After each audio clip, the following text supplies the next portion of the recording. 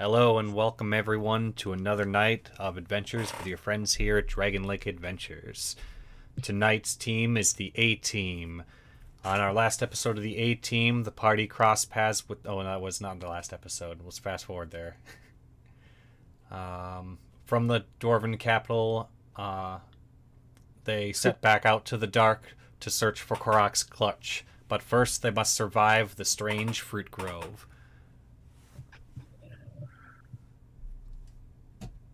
All right. So, if we remember, we left off on you guys seeing the blighter. That was the word we were using. The blighter raise his hand, and a couple of orbs drop to the ground and plop. I've gone ahead and represented them here on the board. If you guys can see them here, 1, 2, 3, 4. Yeah. They're all the way down there.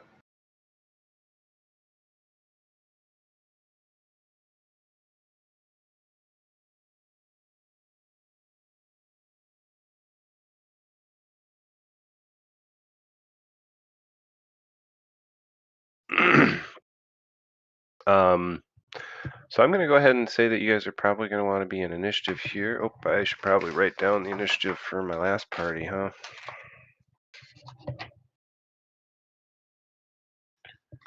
All right, Core. It was your turn.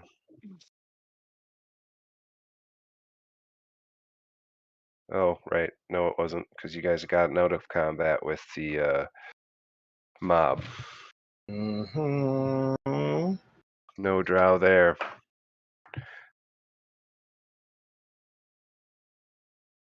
All right. Go ahead and throw yourselves on the initiative.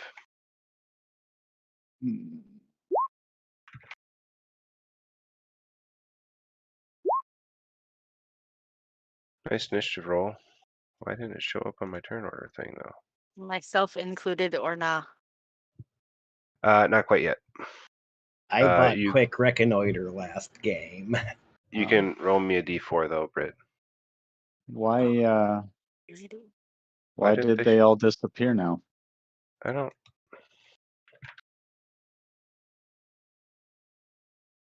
I got that server error. Your face got that server error. Also, I'm very confused about Korok's initiative is showing 30.1 even though he's adding 10. And apparently 10 100ths? No, the 0.1 is to show your initiative modifier to symbolize if you were to go first, if you were to roll the same thing as somebody else. Right, which it should be 30. Oh, it's at 10, so it's just showing as 30.1 instead of 30.0. 0. Yeah, or 10. It's rounding because like mine is 03. Oh, that makes sense. Yeah, so you have a plus 10 modifier, and it's just 30.1. Yeah, sure do. That's I work with data types enough to understand why it does that, but I don't like it. Find that it's a common occurrence. Did you get your roll in there, Tyler? Yeah, sorry, I had to re-log in. That's a fast-ass bug.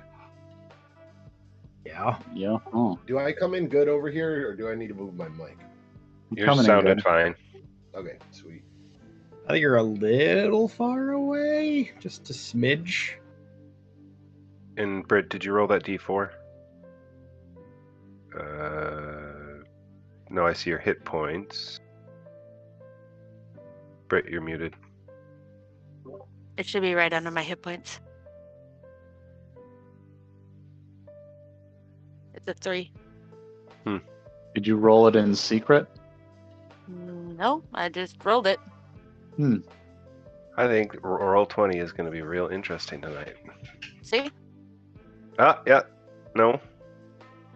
Well, I'm looking at it. It's another 3. Roll something else.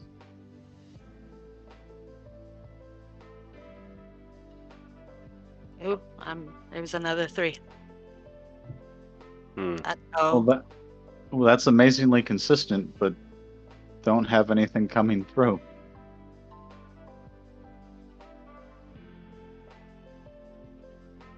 Mine, maybe. Mine. Ooh, Oh, maybe this is the way to do it with the overhead mic. Oh yeah, you're pretty clear. There you go.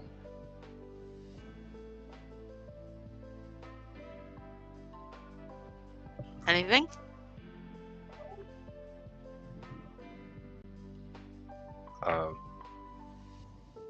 Didn't show up for me. Did it show up for anybody else? No. Roll Nope. 20. Roll 20 doesn't like me today. I'm gonna try refreshing as well and see if I get anything new. Here on the wonderful world of Let's Start a D&D game, we're having technical issues. Look All at right. John smiling there.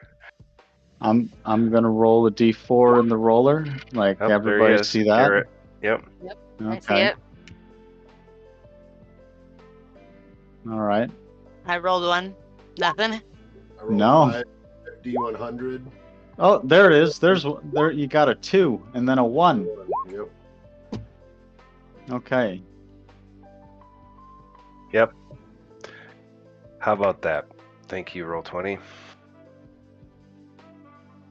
Britt, you'll come in on the third round because your roll was a 3. Okay. Starting at the top, Korok. What would you like to do? Well, that's a good question. Does their intent seem hostile from the distance we are at? Well, the person is facing the tree, and the blobs themselves aren't really moving or anything at this point. They're just sort of cracking.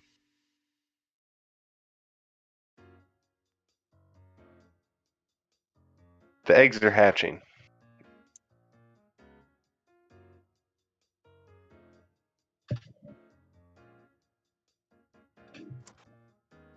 I will hold my action until one of the enemies behaves aggressively, or until somebody takes an aggressive action. Yeah, it's hard to throw stones at people for just hatching their eggs when that's all you really want to do. If my party opens up on them, it's murder time. If they open up, it's also murder time. I will take that as an acceptable if then. Corny. All right. I have eyes on what I assume is a blighter. That is what you're assuming he is.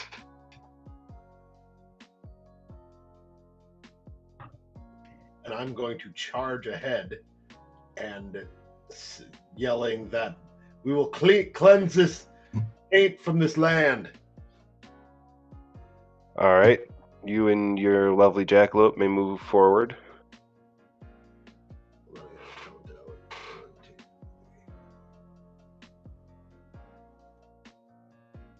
I know I unstacked you earlier, so I'm not gonna.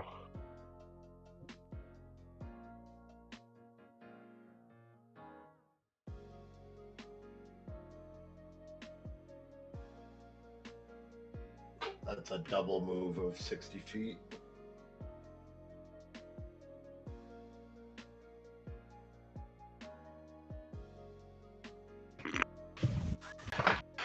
Okie dokie. Mobs. I would say that sounds like an aggressive declaration to me. Sure does. It does. You may take your held action. If you wanted confirmation that I am active aggressively, yes, that is correct. That is an acceptable level of aggression. I will double move to keep pace with Corny. Okay. My double move is significantly higher than his. Your base move 60? My base move is 50. 50, okay. So my double move is 100. But that was a double move, so that's my turn. Cool, Mob. I came ready today with notes, which is fun. So are the smooth testicles or the furry testicles gonna pop first?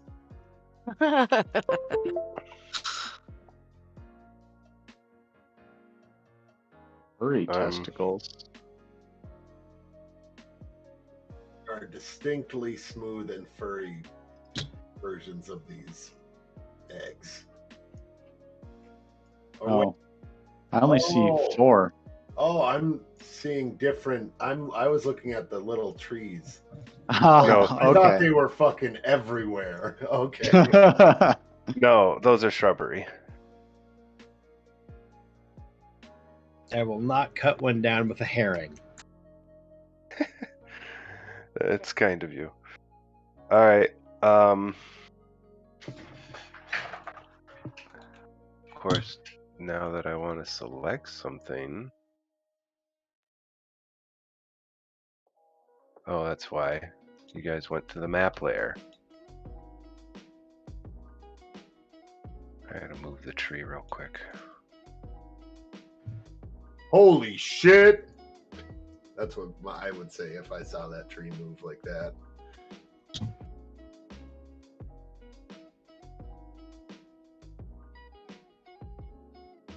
To the token layer. Token layer.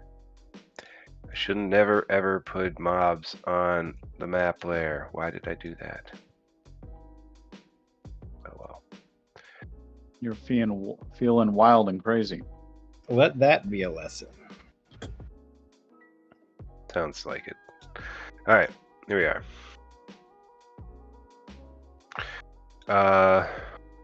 I'll roll my D4 counter. 1, 2, 3, 4. 2 hatch. Yay. 1 and 2.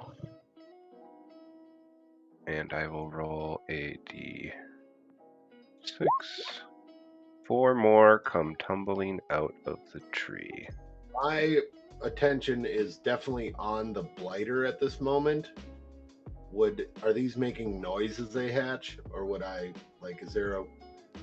my attention be diverted by any sound of these husks breaking?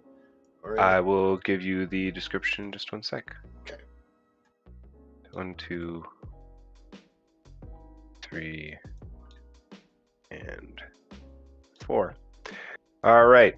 So as they hatch, you'll see a wrinkled, purple-looking orc creature. Its body seems portly, and its arms and legs are somewhat lumpy compared to what you've seen a regular orc looks like. Its eyes are sort of sensory organs of glowing blobs instead of eyes, and it has a hungry, gnashing teeth in its mouth as it looks around with a long tongue. It seems to not have a nose or any other defining features besides the large eyes. It's a sort of a smooth presence. Can I make a knowledge nature? They look up at the sky and scream. You may roll a knowledge nature. Warhammer Fantasy is leaking.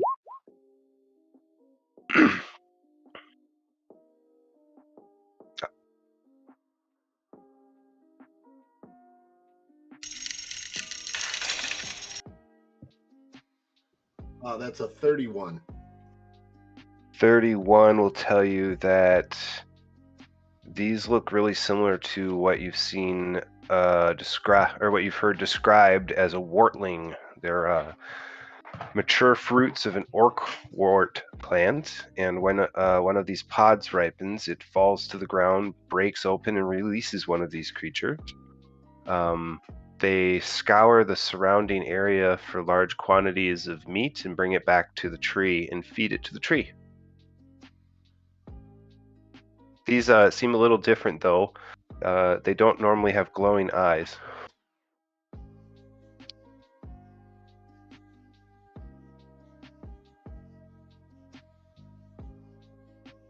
And that's all the free knowledge checks I'll give you on the mob's turn. My apologies. Let's finish this guy up. The blighter dude doesn't see that you guys are coming.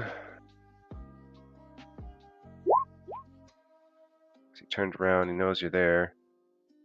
I'm just gonna continue what I'm doing. 1, 2, 3, 4, 5, 6, 7. Walk up to that guy. I'm gonna hand him something. Garrett, it's your turn.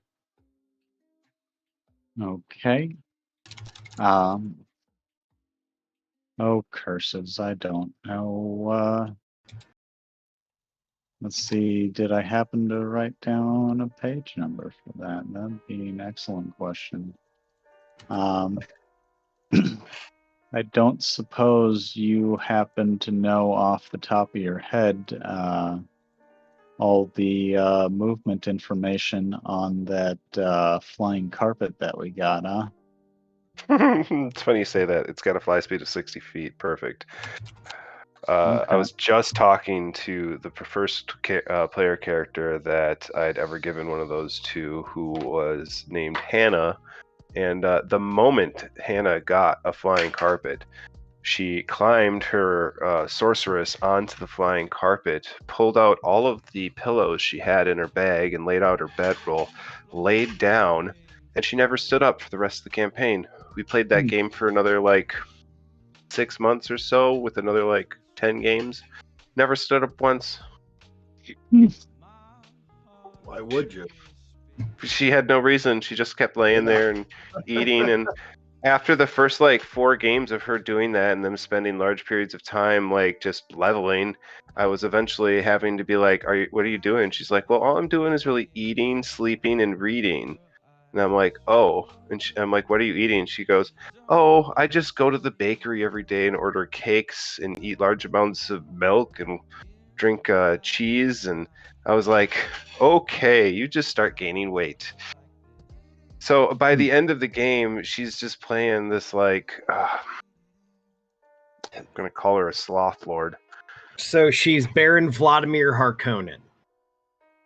Yeah, except for she doesn't act like the Harkonnens, but yeah, it's not a bad image there. Okay. Just has the dietary habits of one. Anywho, 60 so feet. My 60 bad. feet. Is there any limits to ascending, descending? Can it It's hover? per the fly speed. Okay. So then, would that not be 40 then? Oh,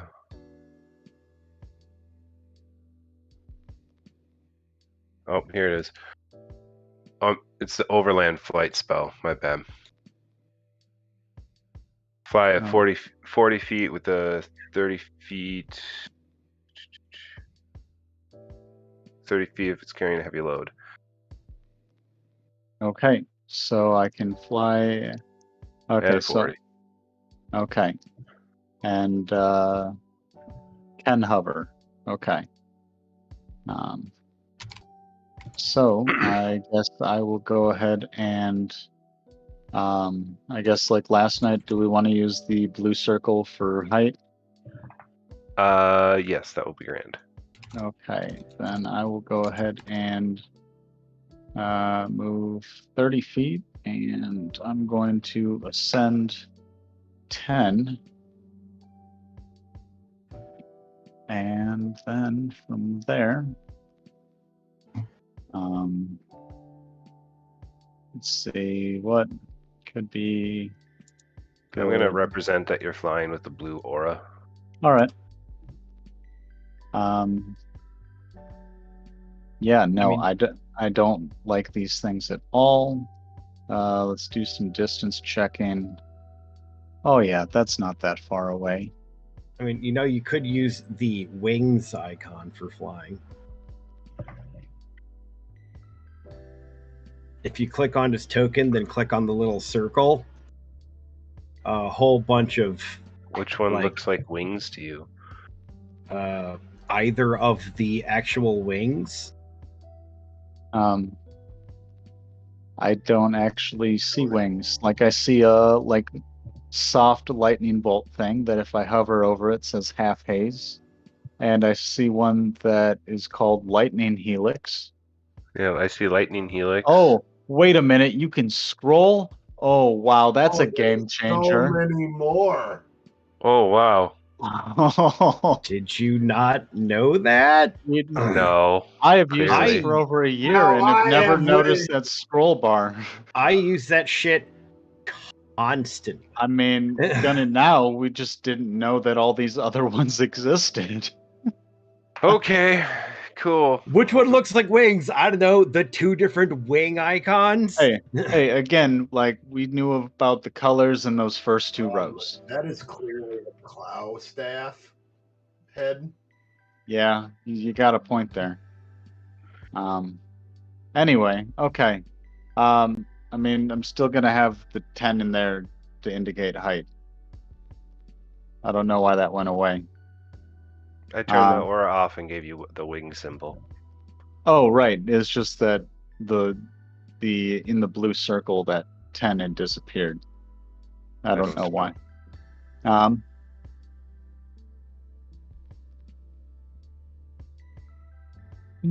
Yeah.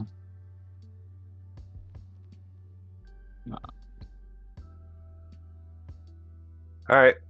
So what are you doing? Sure. You gonna start raining down hell? I mean, it's probably doesn't actually count as hell. It's just gonna be, you know, like a fireball. Hell light. Dee. There I we mean, go. somebody shot a fireball at me and then probably assume I was not doing so good there. Let's see. What's my reflex save? Hold on, I need to actually drop this sphere.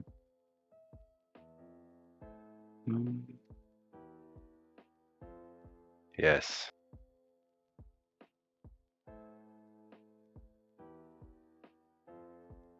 Oh, that's no good. Reflex save will be 17. 1, 2, 3, 4, 5, 6, 7. Reflex save of 17.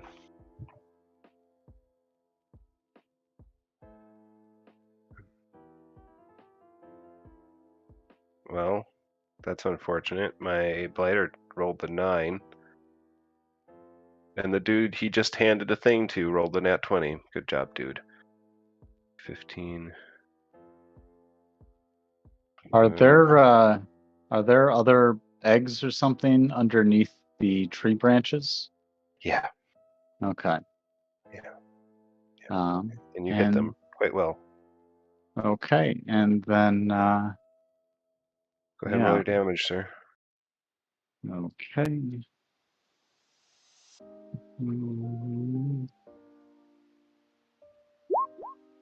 That's sad.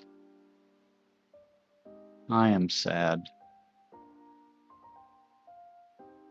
Ow.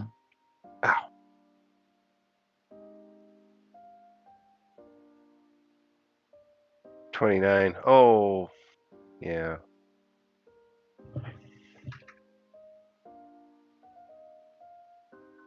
But you know what? It is damage. I'll take it. And I'm reasonably certain that even the one that rolled the nat 20, they probably don't have like improved evasion or anything. No. No, they don't. Your face doesn't have improved evasion. You are correct. My face does not have improved evasion.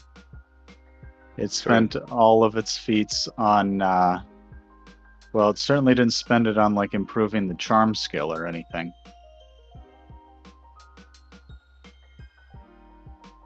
All right. Back to objects and tokens. Yeah. I'm going to take that off because I've applied my damage.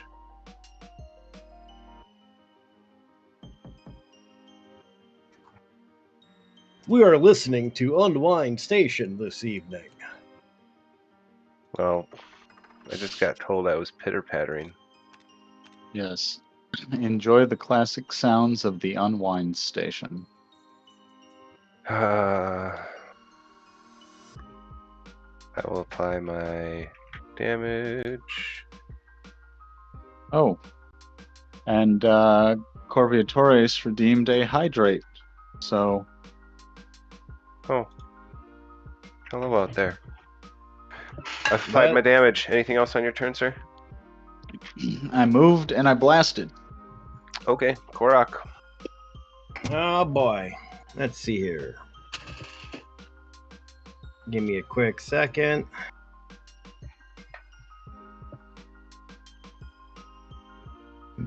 Excellent. This black shadowy thing is the blighter, right? With the red dot, yes. Yes. All right. Did I help eggs hatch by blasting them with fire? Yep, you did. Well, I mean, hopefully it hurt them as well.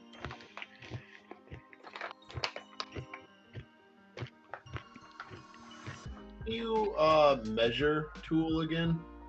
It's a little upper left-hand corner. It's a little ruler in a circle. The fourth one down. All right. Well, that puts me within attack range of the blighter. So we're gonna go with my skirmish.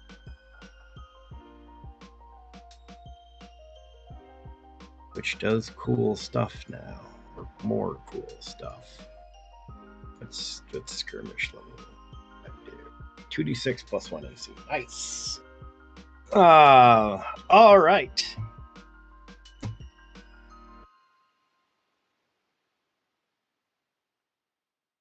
And you know what? Just for funsies, I'm going to fire open with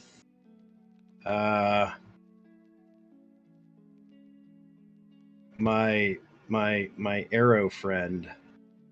Ooh. Dash.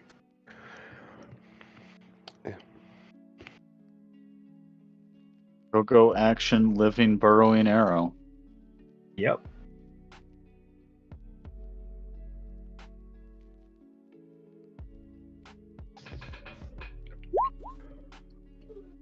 Nice. 34. 34 is definitely a hit on the blighter. Right, so that's 5 initial magic piercing, 7 more from my skirmish, and Dash has stabbed him. 12 points.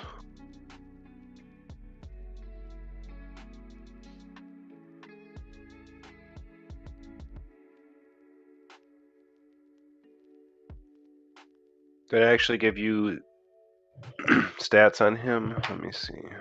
1d4 equipment dash. The initial strike does damage, and the target must succeed a Constitution saving throw, or else the creature will successfully dive into the host. While inside, it will deal 1d4 damage per turn, and the host can feel the creature moving around inside. Named Dash. Yep, here you are.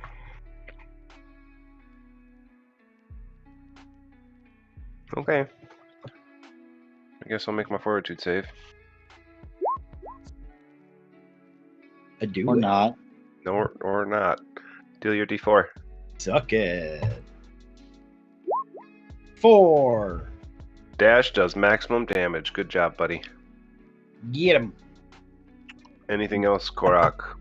I mean, I am firing him with the same instruction of once he is half wounded to return. And that's it, because that was a full move and a shoot. Sure. Well, he's doing They pretty can't- good right now. Corny. And I can't bite anyone, so Let's see. Orny, what was it you believe you identified these things as? Like orc essentially- fruit?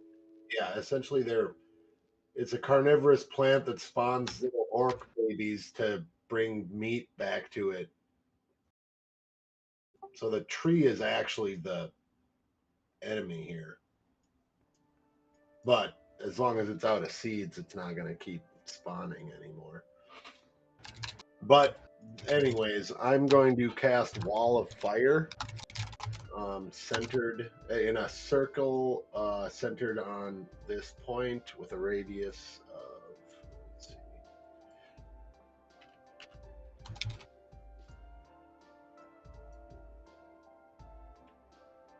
What's the radius?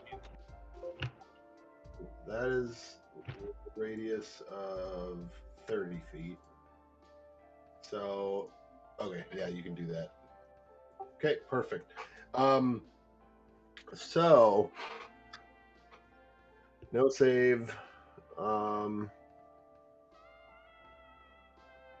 So I'm sending the effects of the wall are pointing inward. All creatures within 10 feet of the wall, and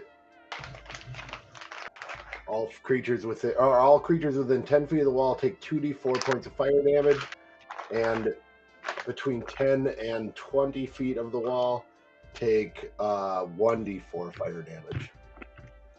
Is that just on the inside or? Just on the inside. Okay.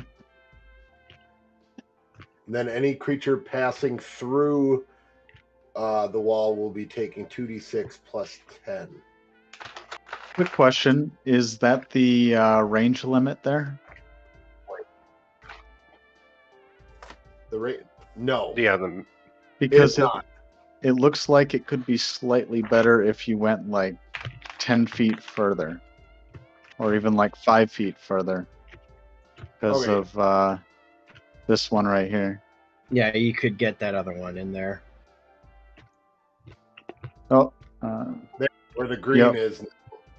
No, I was saying like where whoever had that put the magic circle down. I was suggesting right there. Okay, that's good. Yep, nope, that's fine. Sweet, we'll put it there.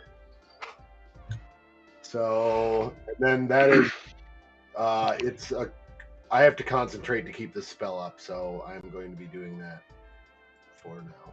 sure. Go ahead and roll your Likely damage, sir. story. Yep, so do you want an individual roll for each affected creature? Do you want to roll 1, 2, 3, 4, 5, 6, 7, 8, 9? I'll just 10? roll the 2d4 for. I'll roll the 2d4 for everyone within 10, and then 1d4 for everyone within. You know what I'm saying?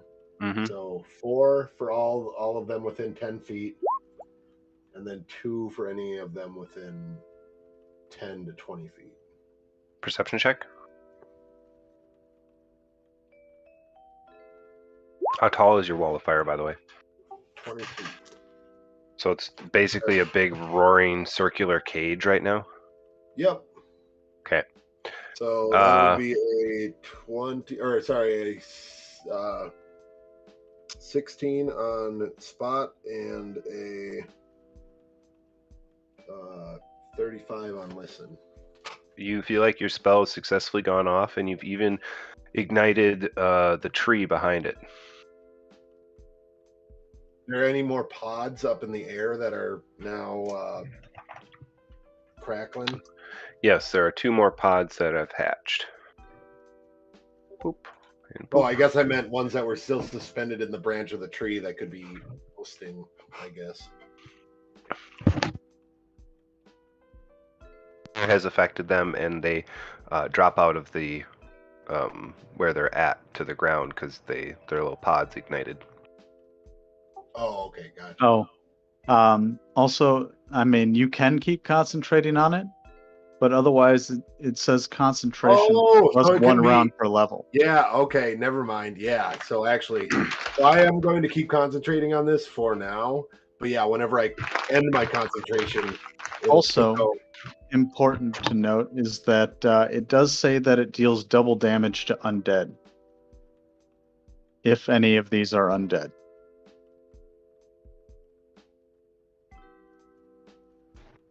You're welcome to roll a knowledge check on it, but inside that wall of fire, you're not really seeing the effects.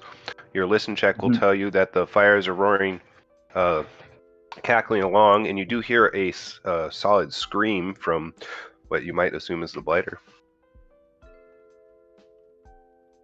Nobody likes being on fire. Well, When I'm playing beer maybe pong. hellhounds. Or nightmares. Okay, creatures that are not naturally on fire. Corny. That's my full business. Turn. Well, a bunch of meat just hatched. That was fun. I thought that was going to take longer. I'll roll another.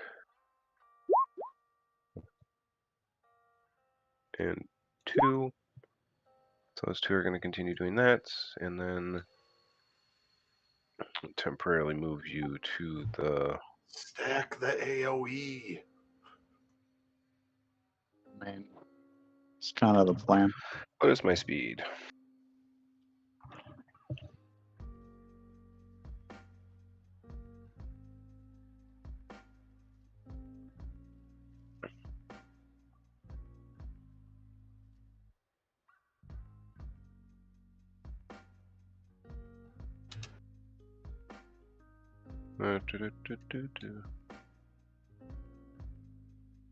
All right, so that'll be 2d6 for moving through the wall.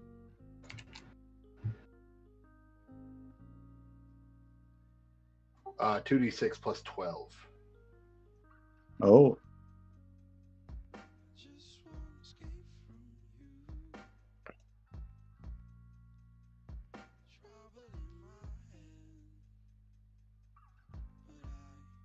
Okay, I don't know why that's not working, but... Do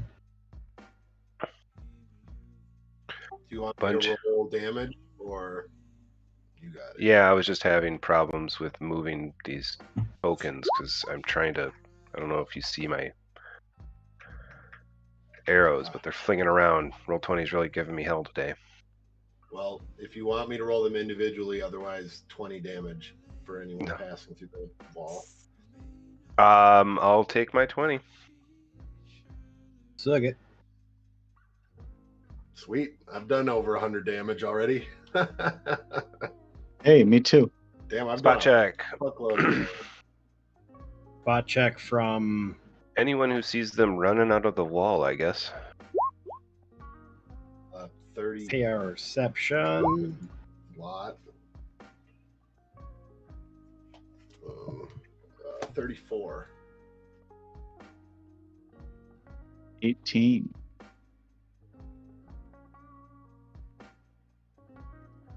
Anyone who... Let's see. Man, finally increased my bot, and I still can't roll for shit. DC Don't 10 to see him fucking coming. DC 15 to see that despite the fact that they're little twigs and things that they were covered in are slightly singed, you think that their bodies seem to be still pretty whole, though sort of charcoaled on the outside.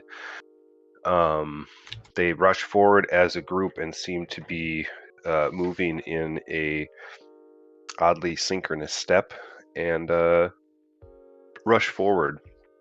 Despite the only sound that they make is when they are born, so at the moment they are completely soundless, so that there's nothing coming out of their mouths. The blighter run to the center where he's not going to be injured as badly, and he's going to do something out of you guys' line of sight. And the tree itself, can I move? I don't want to be on fire.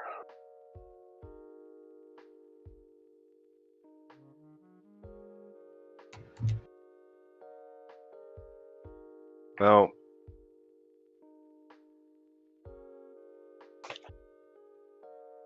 Whomping Willow, eat your heart out. I can move my limbs too. You see the tree branch that had been caught in the fire circle lift directly upwards. Oh,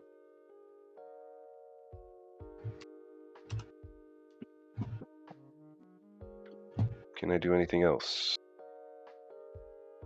Not at the moment. Korok, you got your bow out, right? Sure do.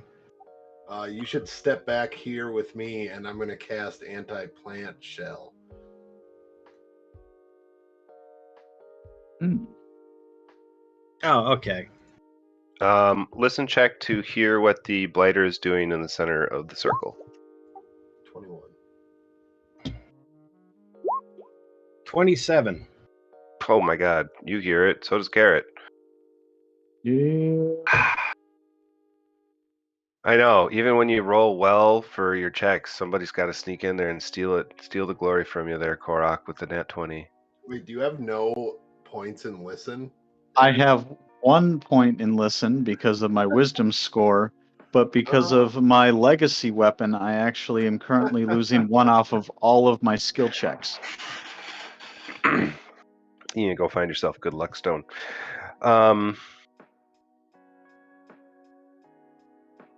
You hear the words. The 2 people who can hear it, do you speak Infernal? I sure I don't. don't believe so, but let me check. No, I do not. Shouting, barking words that sound almost painful to the ears. I would like at least to, no, I suppose, I don't know, like religion, planes, intelligence. Like, I feel like I've heard enough people speak in Infernal that I might actually recognize it at this point.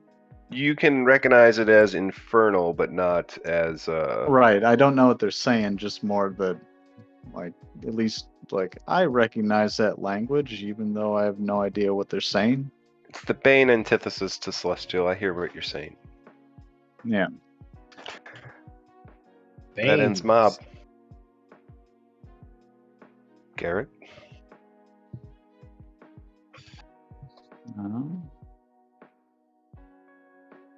I have this lovely picture here.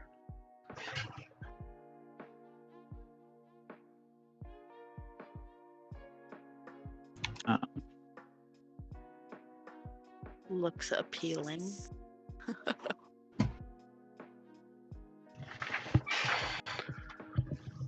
Where was the Yeah, picture so It was on my screen here. I'll put it back Oh. there for a second. Son of a bitch. Oh, one of those things. Almost. Some asshole blighter mutated it. What are you doing, Garrett? Rude.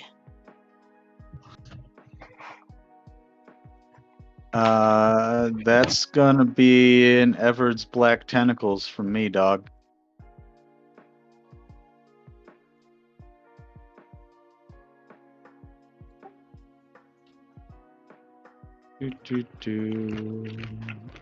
Alright, it'd be like that.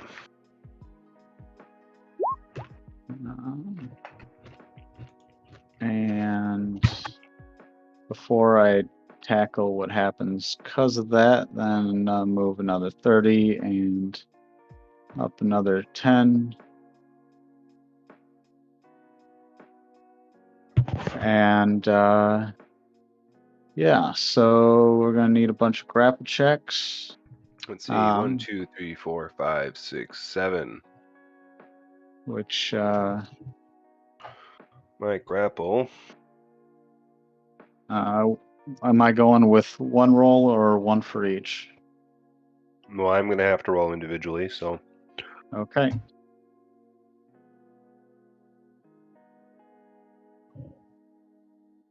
Why is it that sometimes they just leave the grapple off?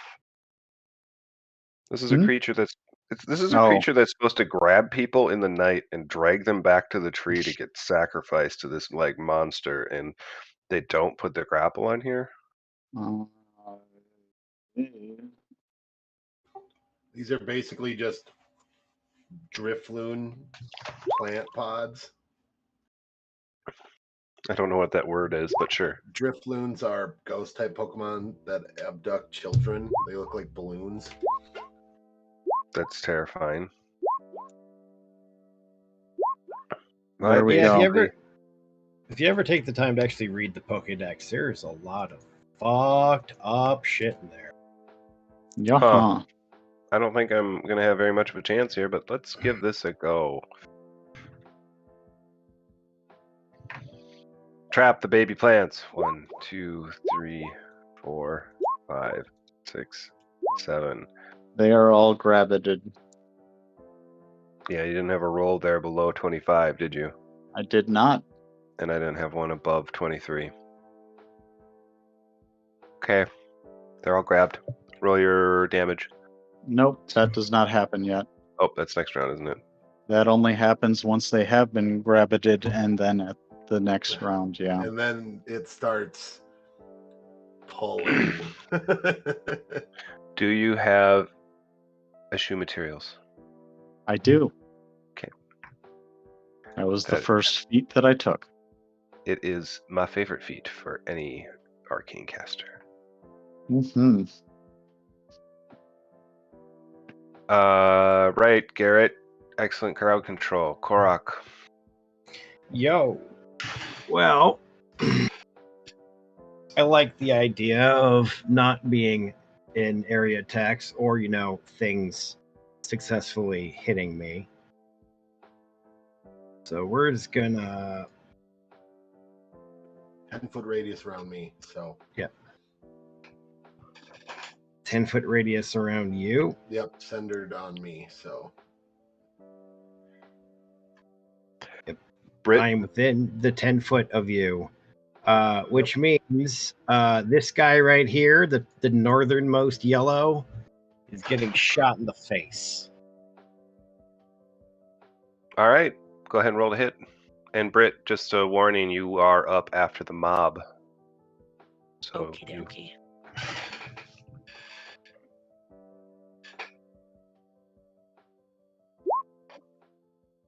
That is a 27 to hit, 27's to hit on these guys. 8 magical piercing, That and wait. 6 more. Don't forget the whole burrowing dash. So that's only on the lighter right now. Right, but I mean, Oh yeah, just to roll. Dash deals 3 more to the blighter. so I'll take my 8. Yes. And Brit. my AC is currently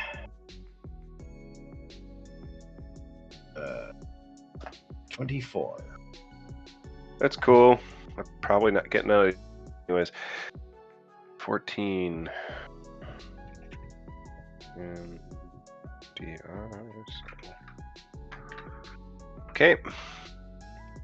Your arrow slams into the chest of this creature, and it roars in silent pain.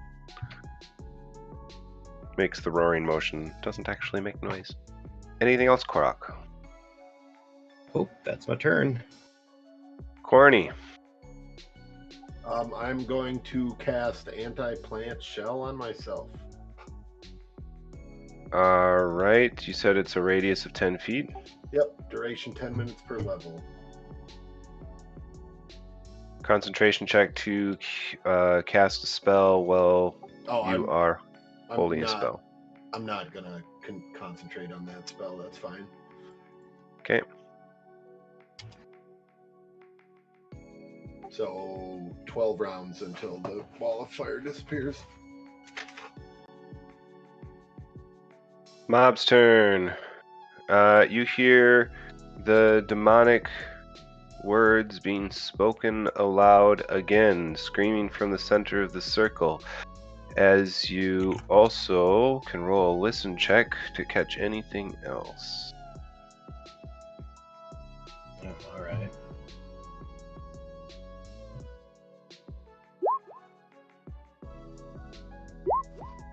$19. That will get you at least the sound coming from the north. It sounds like I don't know, portal opening noise. I don't have an appropriate verbal description in my head at the second. Thank you. One more time, Aaron. Thank you. There it is.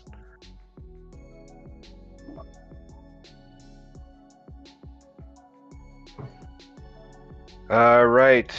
On that note, a red glowing circle appears on the ground and none of you can see it behind the fire.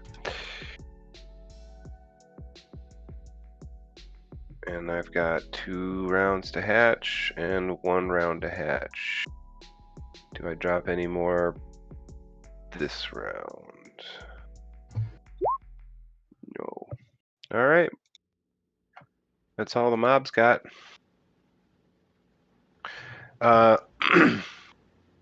Vivian, right? Vivian, yep.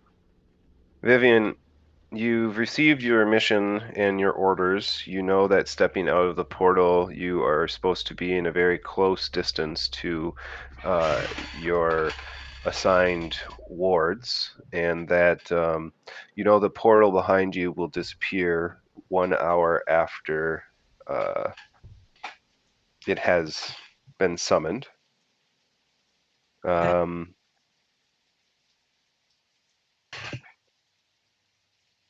you are on the map. Alrighty. Well, can I roll perception to, or do I have a good idea? Well, no, I'll roll perception to see if I can identify where my wards are. Sure, go ahead. Oh, I gotta pull out my character sheet. I'm getting some Mad Sweeney Todd flashback here. It's because I use the word ward. Yep.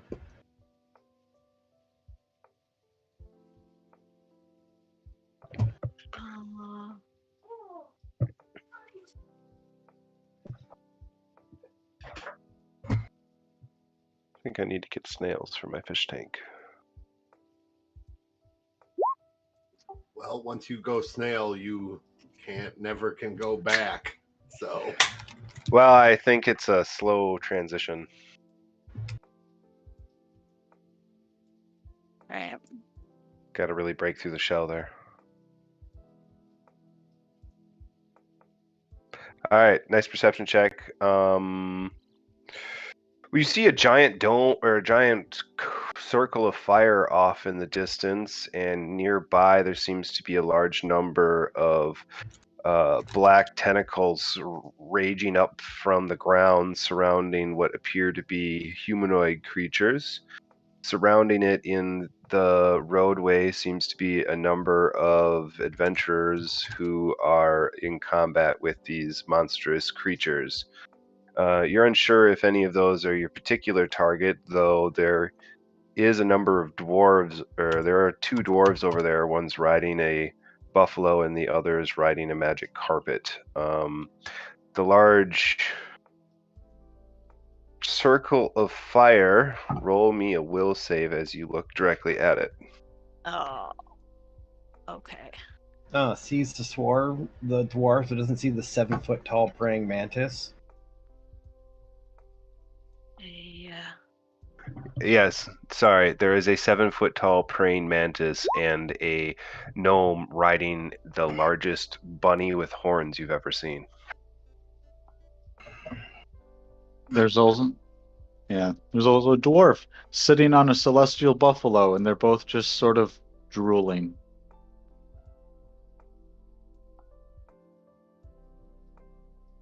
All right. Well, I am going to make my way over there. So hold on, your will save. 24, you resist the effects, but you know that there is a strong aura of the god whose god yours usurped coming from over there. There's a caster of that particular type somewhere over in that area. Oh. Is that so? I don't like the sound of that. Oh, wow. I believe that is as far as I can go. All right. Just like from a player's perspective, not character. You Did can you move say again. did you say God you serve or God usurped? I heard The usurped.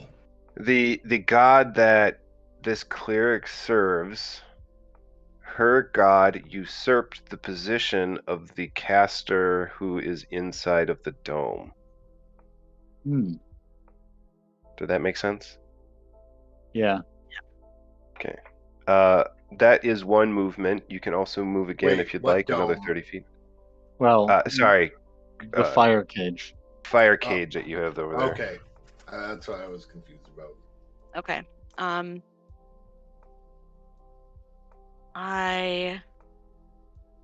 I tell that they're fighting stuff?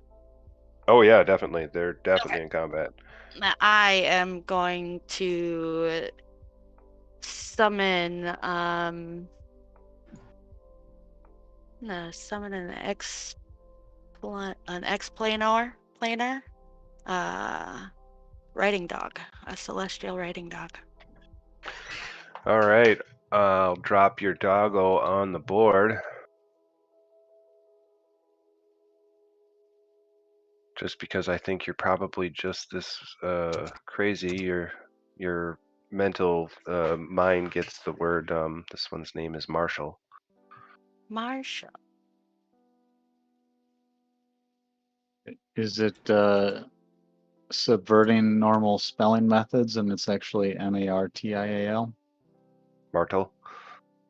No, martial like martial Martial combat, arts. martial arts rather than martial like sheriff. I wasn't even trying to make that pun, but yeah, I guess.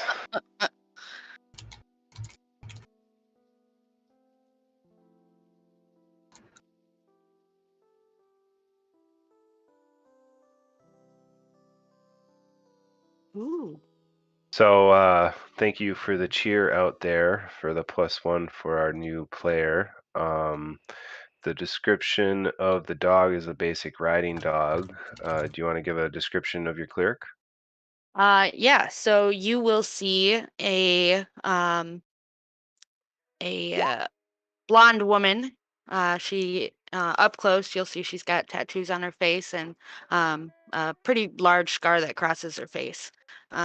She is wearing scale mail with she's got two sickles on one on each hip. Actually, she'd be holding them at this point on her way in, and they have ravens across the blade and hilt. She has a dark green cloak on, pretty long blonde hair, and you can see the faint. You see a faint halo around her, and her skin is very iridescent. Just because it's player introductions, I'll allow you all to make a single knowledge check roll on the new character. Your choice on the knowledge check. Mine? No, their choice on you. Oh, I'm guessing I'm going to go with knowledge local world. Sure. Nope. Clearly that's a human with a halo. No idea where it came from. I'm gonna go ahead and go with knowledge religion. Obvious No, magic is obvious. May need to destroy. maybe not the biggest problem right now because it seems to be more angelic than demonic. That's why I said may. Yes, my apologies. All right, Garrett, your knowledge religion check 15 will tell you that the person you're looking at could possibly be an Asmir, though you don't know anything about the god that's prominently on display. And Corny, what's your 2 relate to? Just a base knowledge check, which is not going to probably tell me very much. Well, I mean, Well, Like, it's got to be a field. Which? Oh, does it? Oh, pick a skill. Yeah. yeah. Well, then knowledge nature, which would be 17. Knowledge nature will tell you not much other than the fact that this person seems kitted out for traveling in nature, inappropriately. All right. That was your in-combat character introduction. Most people get a longer time to introduce themselves, but you get to show it in battle. You damn right. I believe that was all of your actions. You'll have your riding hound technically at the beginning of your next turn. Okay. Garrett. Okay. Let's see. I guess I should go ahead and just kind of make sure on the height of those tentacles before I try and potentially go over them, because they will even grab me. Looks like 20-foot radius spread, 10 feet long, so they go up 10 feet. Okay. So I guess first off, let's go ahead and confirm that the grab are. So I suppose. I mean, you can't. I guess one thing we did forget about is doing grapple checks if you even wanted to have them try and break free on their turn. Oh,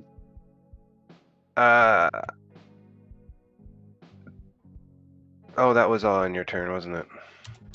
I mean, yeah, like you Nope, had I stuff forgot. happen. Okay.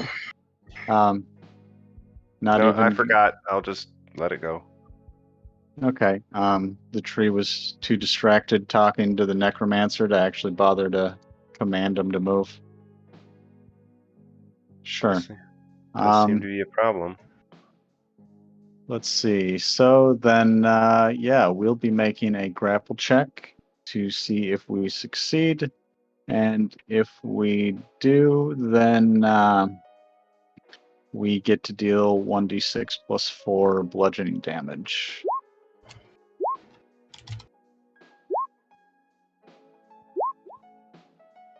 All right. What's your lowest roll there, bud? 19? No, 18 with the 18. nat 1. Yeah.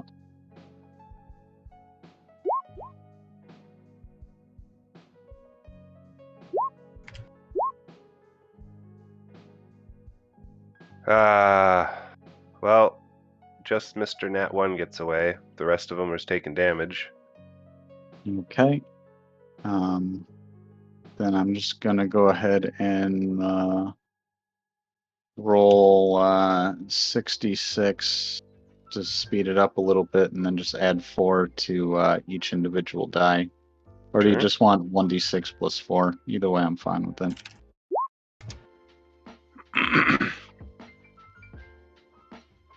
Don't they deal 1d6? Plus 4. Yep. Yep. So just. All right. I'll take half of them getting minimum damage. That sounds great. Okay. And then I'm gonna go ahead and move 40 while flying, and You're supposed to move there, bud. There you go. and yeah, let's go ahead and where are you? I thought I was going to swarm people today.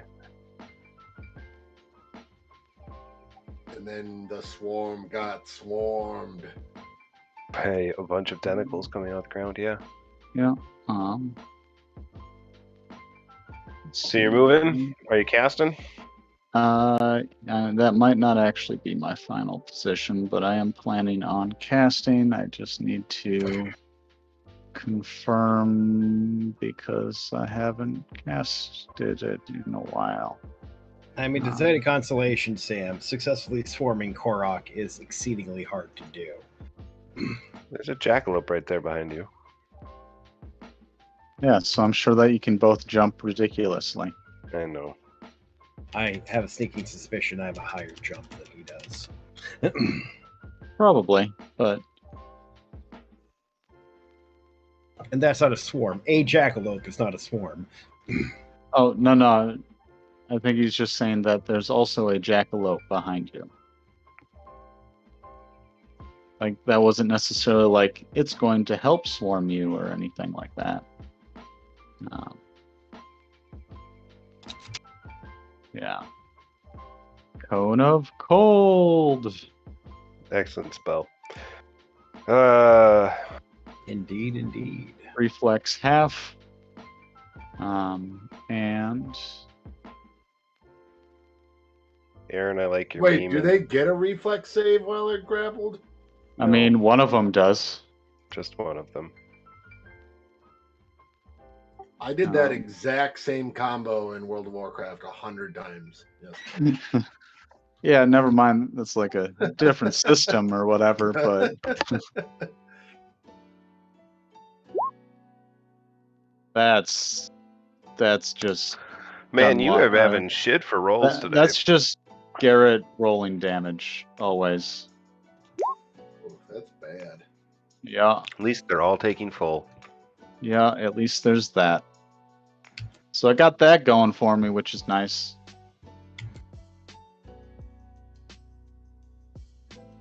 Well, that is just enough damage to kill a couple of them. That guy. Wait. Do you want me to leave him on there and X him off, or just take him off? It doesn't matter to me. Also, I mean, other than the one that got handed off a thing, it sounds like they're probably not going to have much in the way of loot, other than like probably some nasty parts that Korok might be interested in eating or something. Well, they quite literally are newborns, so Do you have is that in a staff or something, Aaron? Or, Yep. Oh, okay. That's what I was wondering. Why you were casting at max level. I'm sorry, why, pray tell, would I eat tainted food? all right, Garrett. Nice solid move. I've marked my 38 damage down.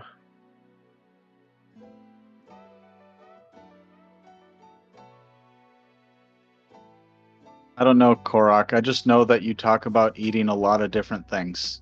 I do.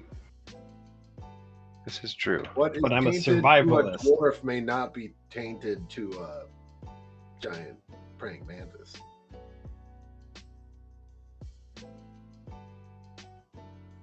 Mhm. Nope, not 39. 38.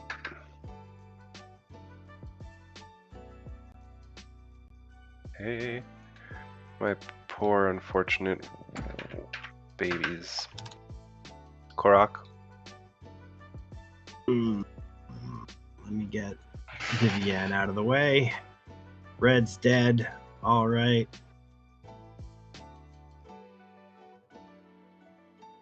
It's quite the cute waggy tail there. Yeah. Wait, hold on. Yep. I do my little dance of death.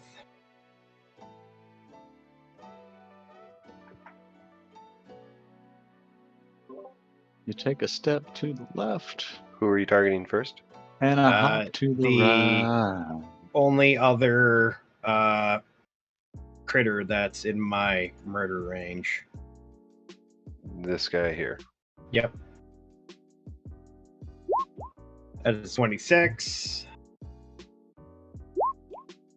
15 magical piercing.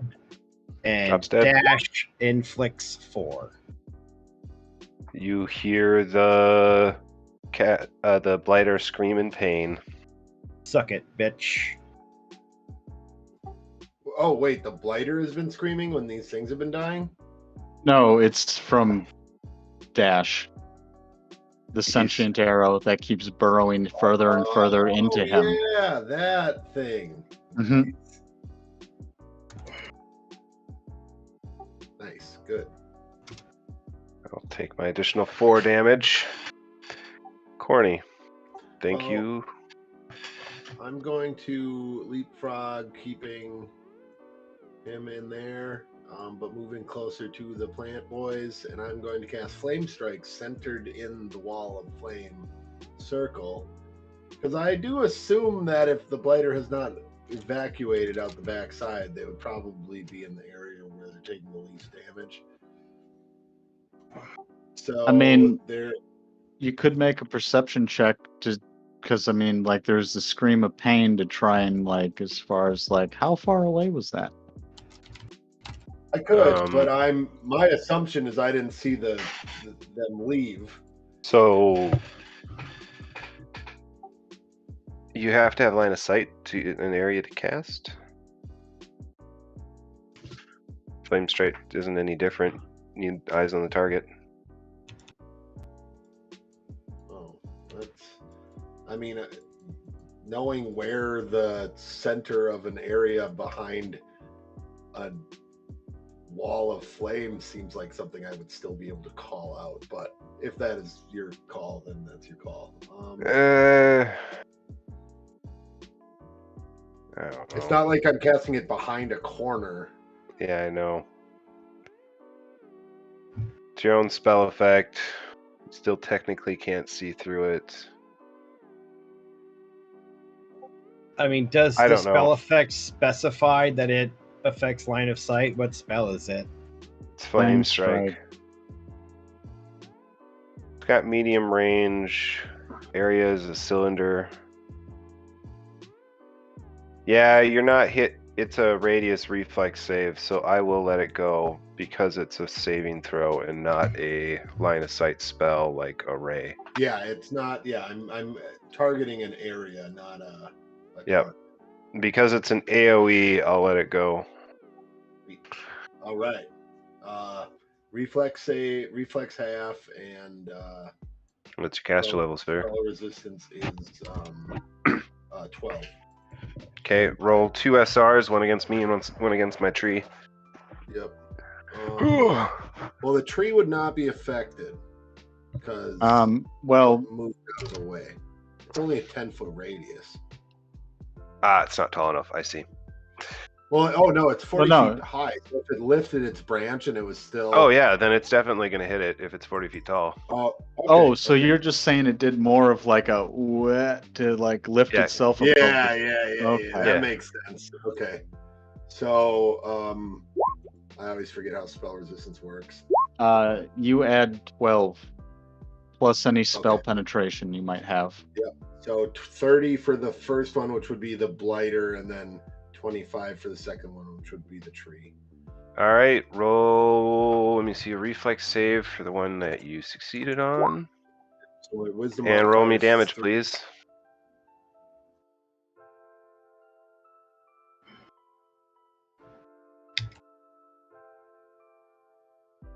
Oh, Works for me. probably made the save given that it's. I'm guessing your wisdom is a +4, yeah. I don't know, Plus maybe. 3.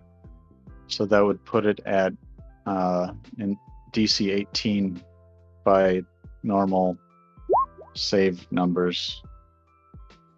That's a roll. That is 43.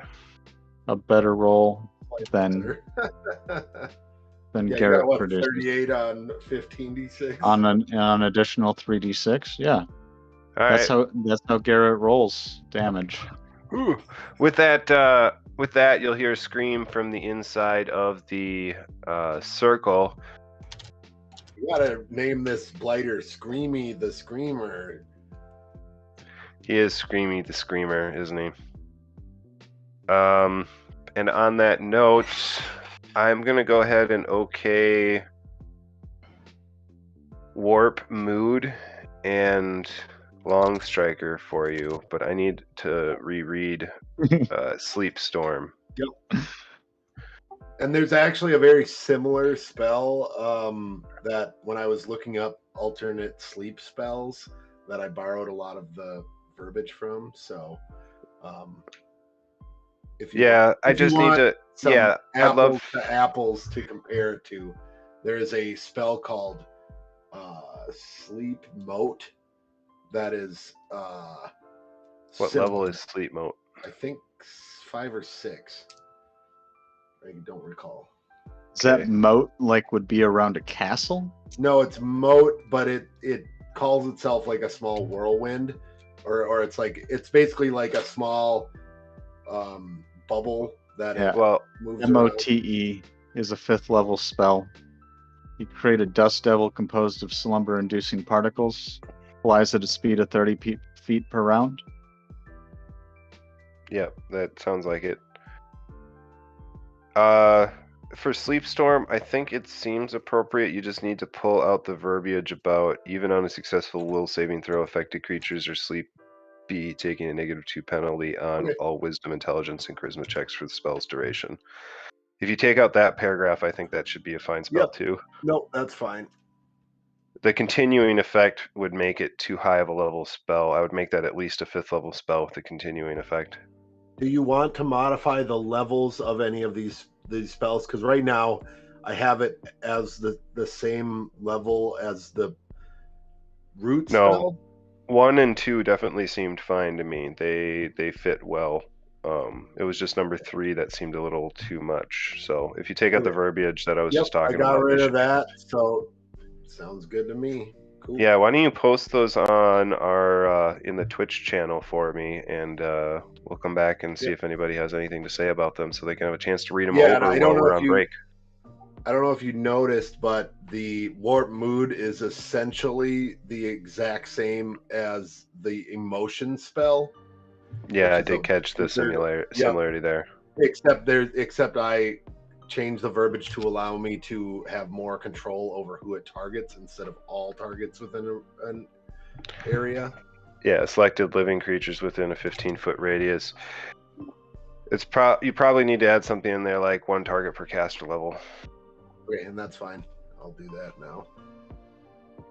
Anyways, drop those into the Twitch chat, and we're gonna take a 10-minute break so I can get a little food.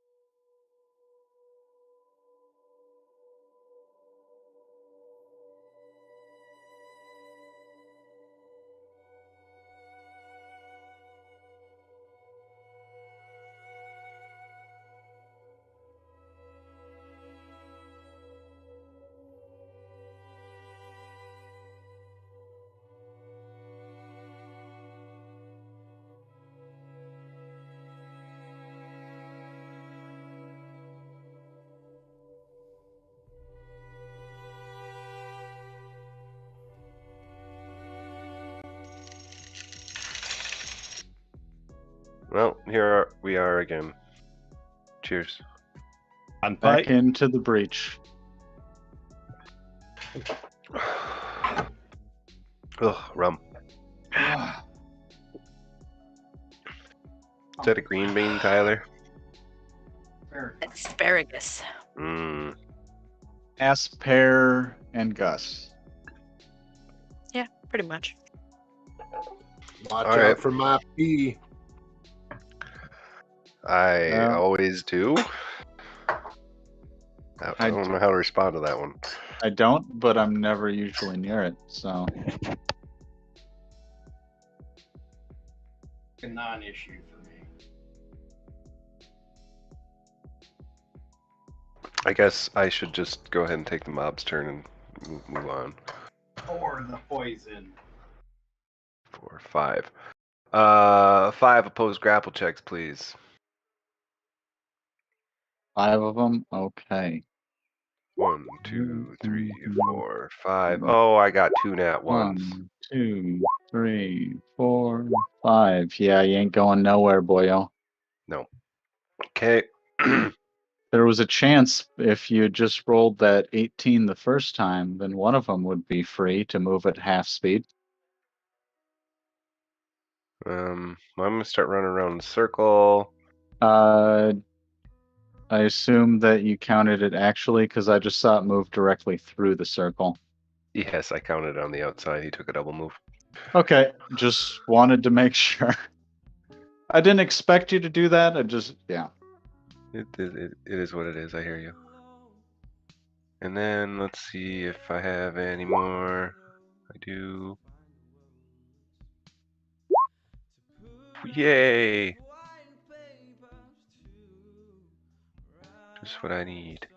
More backup.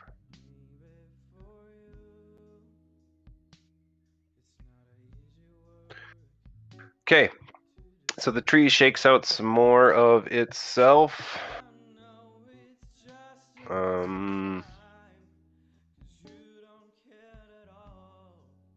Still double checking here.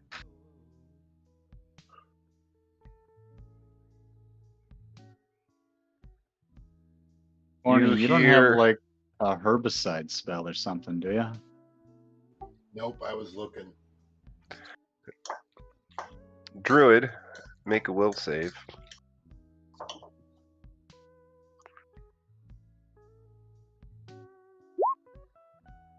Ruh-roh.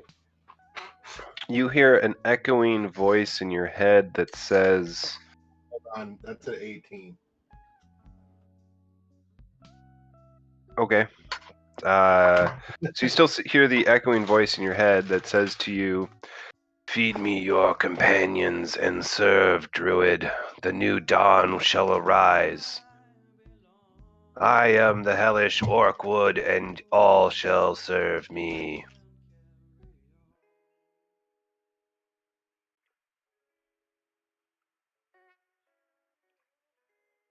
But you are not compelled to do anything. Yeah, I was gonna. That's not a good sign. At that point, the blighter in the center of the circle screams out the final words, and something seems to change.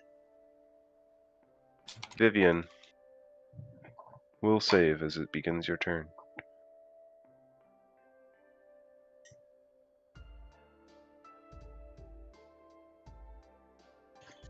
Oh, will save. Okay. Indeed.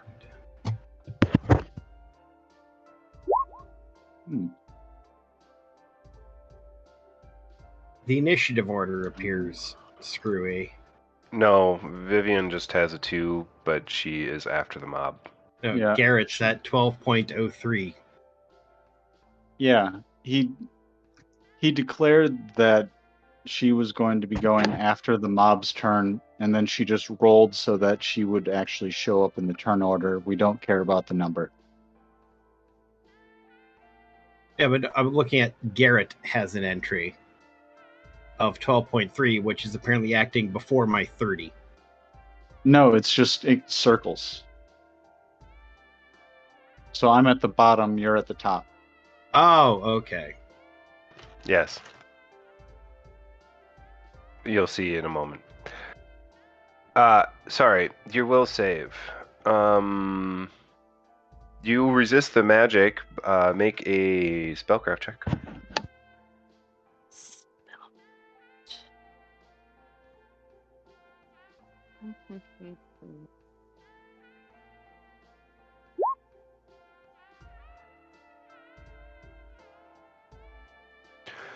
Nice 14. Your spellcraft will go ahead and tell you that this magic is transformative, coming from out of that circle. Don't like that. And it's your turn. It's my turn. All right, I'm going to continue on my way.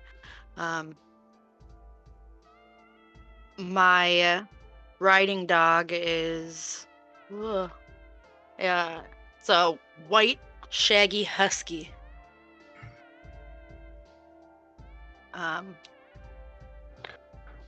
So I believe you can move, what, 40 or is it 50 feet? 40 feet if I'm doing a double action, I think. Or double action, a double Move. move. I mean, oh, that would mean that they have a base speed of 20? I'm wearing scale mail. Oh yeah, it's overloaded. Okay. Its speed is normally 40. It's overloaded, so it would go to 30 with a single move. So you can make a double move for 60 then, yeah? Yeah. Oh. All right.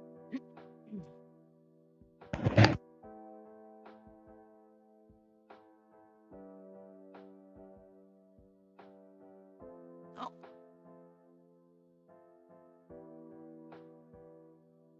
Right there. And then the dog. I have the stats pulled up for that someplace. Well, you'll just have to have that ready when you end up. Yeah, when we get there. Yep. I was Anything. looking for speed. So 40, so his would be 80. So that was your dog's move. You're riding. What else are you doing? Looking at my spells. Oh, I'm getting.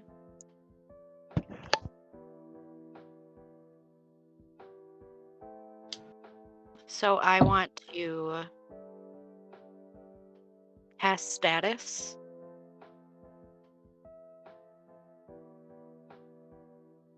To that would help me identify the people that I have come here to take care of, because Hey. it's for my allies.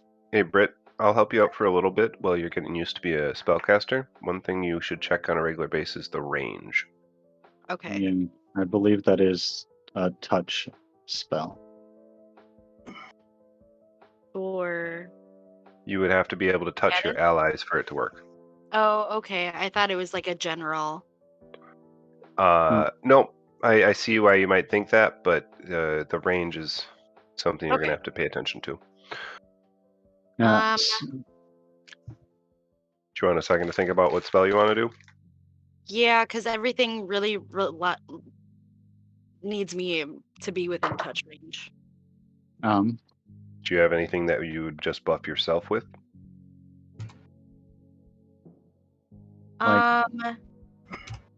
Yeah, guidance. I'll cast guidance on myself.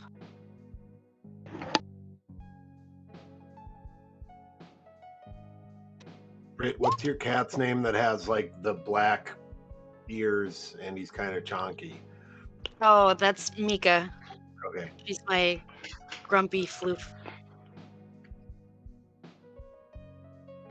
Yes. All right. Well, your spells goes off without a hitch. You gain the guidance bonus, and they'll make it Garrett's turn. Okay. So I guess can I make a knowledge arcana or a spellcraft check for what may have just happened Inside the circle or on Vivine? inside the circle? Yes, you can. Okay. You are currently 20 feet up. Mm-hmm. You aren't able to see what's down inside of the circle of fire, but you do see that it's emanating a deep red light, and that red light itself is connected to the tree, and can't see any of the symbols that are written on the ground in there or what.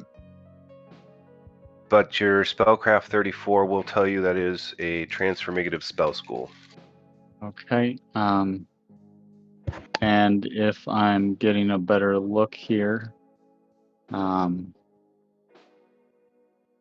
30 feet up right now, does that give me any anything additional there? How tall was the ball of fire again? 20. 20. Roll a perception. Okay.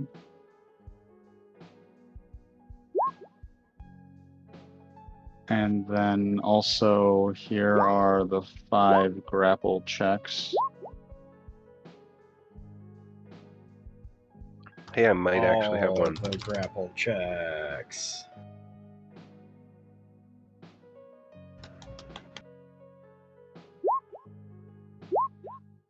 Huh. These guys suck. I mean, That's the second time I've rolled 2 nat 1s with those guys. I'd prefer that you rolled nat ones on other things, but you know, Crowd control is a great way to do. What's your damage? so it's no, there you go. +4 to each of those for each one of them. Okay. 1, So 2, 5, 5, 9, 8, 7. 3, 4, 5. They all strangle to death. They all get crushed by the large tentacles. Mm-hmm. Okay. Nice 5 kills simultaneously. And then yeah, so I guess with my 16 spot, like does the blighter necromancer, like, can I see them in there? Back to your perception check. You are not able to get direct line of sight on the blighter at the center, but I will give you this back like third, basically. Okay. And what you're able to see there is red lines written with what appears to be a red liquid. They're spelled out in a language that you recognize being infernal, though you can't read it. The words are glowing, and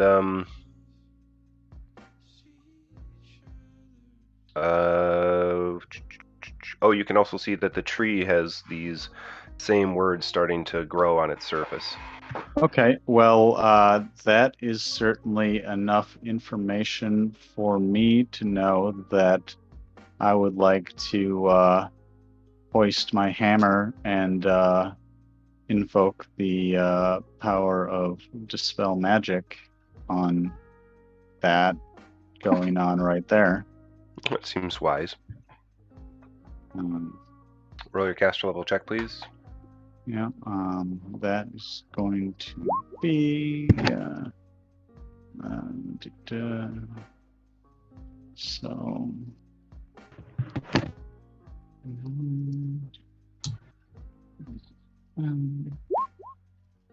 that's a 23, and it should actually like, it's not an opposed roll, it's actually Oh, mine was a spot check. oh, okay.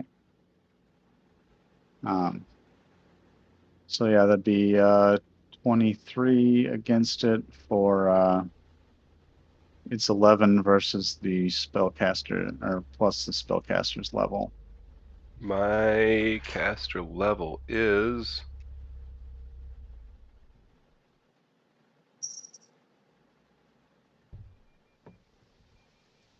spell continues to go on. Yeah, I figured, but it was worth a shot. Hey, nat 20 is nat 20. I like how John's just sitting there petting his cat on camera and nobody but us can see it. Oh no, Excuse me, you he can. is not petting the cat, he is brushing it. Sorry, what was that? Right. I used to have that same brush. Those are nice. I have that one too.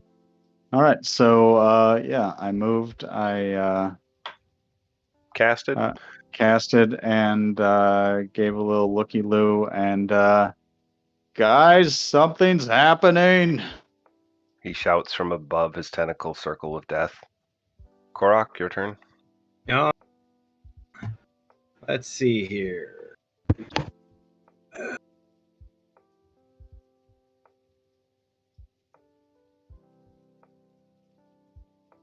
All right. Well, I'm Hold on just one second. Where did you cast the Dispel Magic on, Aaron? It would have been inside your circle. Okay, so it would not have affected the circle. Let's see what It was a targeted dispel, so no. Yeah. Oh wait, can you target? Oh wait, you could see in there. One, Yeah. because I am up. Yeah, so one spellcaster, creature, or object, or a 20-foot radius burst. And I was that attempting guy to getting dispel shot in the circle. face. Go ahead and roll to hit.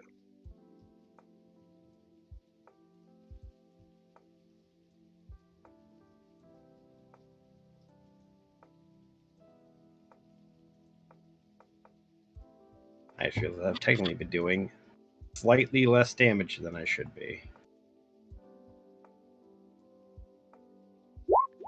36. Oh, bummer on the one. That's 4 damage plus another 3. And then dash stabs for 2.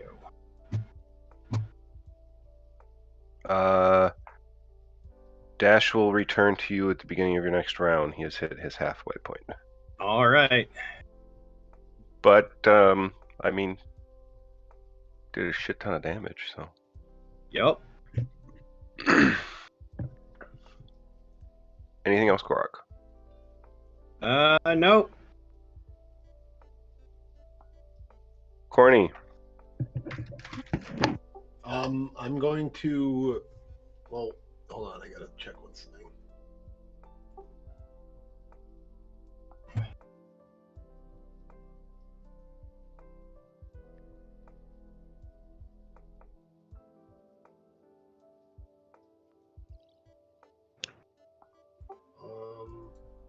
Doesn't say anything about being able to dispel that wall of fire at will. Is that something I can do, or is that there for the duration? Well, let's find out. It might not actually say it in the description. There's usually like a D after it somewhere in the actual description. Not in the components, because that would be divine focus. Oh, okay. Yep. Wall of force, wall of fire. Yeah,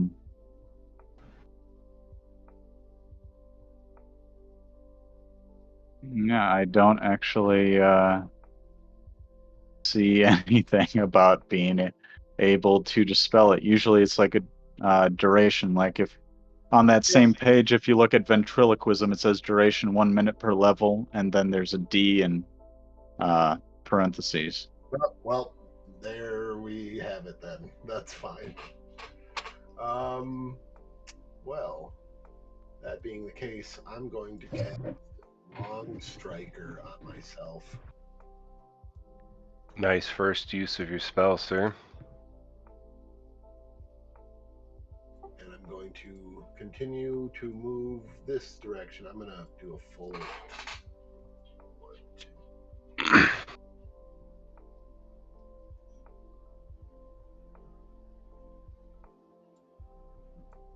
Gotta stand right there outside my magical fire. Can I actually maybe no, I'll move there. All right, sounds good. That's it. Rock on. Mob's turn. Blighter.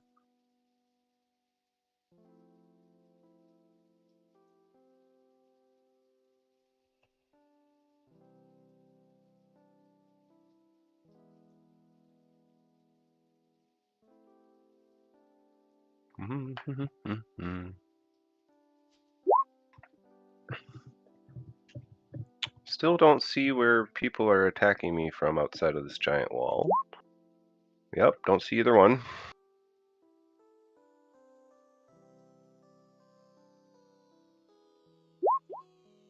At least my spellcraft went well.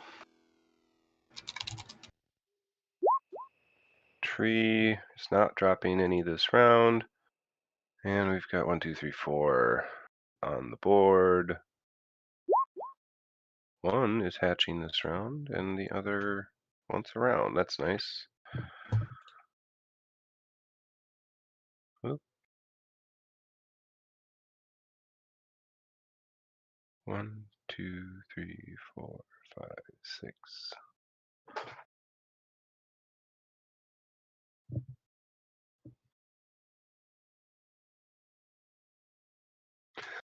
Two snarling wartlings come rushing around the circle at you, but I double moved and I'm not able to get all the way to you. So They're threatened, so I get an attack of opportunity, right? Long striker, plant, shield. Let's go. oh, yep, you are correct. They are threatened.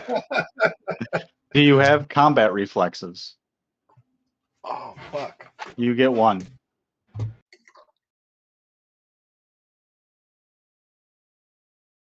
No, I was going to take it, but I didn't have the dex requirement. Mm. But yes, I will take my one attack of opportunity. And I will probably miss. That is a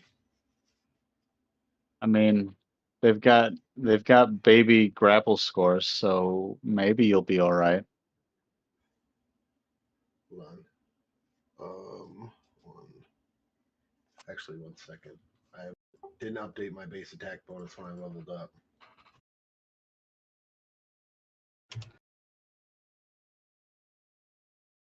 Magical trees that drop giant orcs. Yep. Nope. So that Wait. would be. I'll pass. They're giant orcs? I thought Oh, you no. said. They're not giant. Uh, They're just. So that would be a 12 on my attack roll. You are still getting used to using your extra striking distance there, sir. Slink. I'm just a pokey anti-plant shell. It's great, though. Yes, I'm not going to be able to actually approach you, am I? Vivian. All right. Vivian. So, I got to butcher everybody's name, apparently. I am going to cast resistance on myself. Good call. You going to move? I am going to move. Nice. I have noticed the individual who is opposite my deity, correct? Did I It's notice coming- that when I came in? It's Or do you coming want me- it's coming from a giant ring of fire. It burns. Okay. Like a So, burning ring of fire. all right. Well, I'm going to continue moving in that direction. Oh, I believe 30. And then, oh, I can take. No, I already cast. That's right. You can move again because you are on a mount. Double move. Or you can just go 30 and end your turn.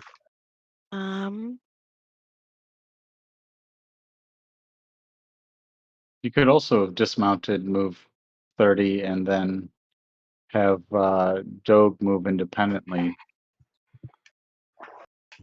and potentially, I don't know, like charge or something. Facts. I thought that he was running next to me anyways. Oh. Given that you'd summoned a riding dog, we thought you were using it as a mount. No, actually, I was summoning him as a an attack animal. An animal Huh. that can attack for me. Yeah. Because a Alright. lot of my stuff you have to get up close, and I need somebody to watch my back. Rock on. Go Um, with Kaji sitting all proper. So yeah, and then I'll end my turn there. Mr. Wizard. Okay. Or should I say, hi, Chief Wizard. Chief of your clan, I guess. Yes. Move Can a little go bit back to calling you closer. the chosen one. No, that's okay. All right, so I'm now 50 feet up in the air and moved a little bit closer. What can I see inside the circle? Perception.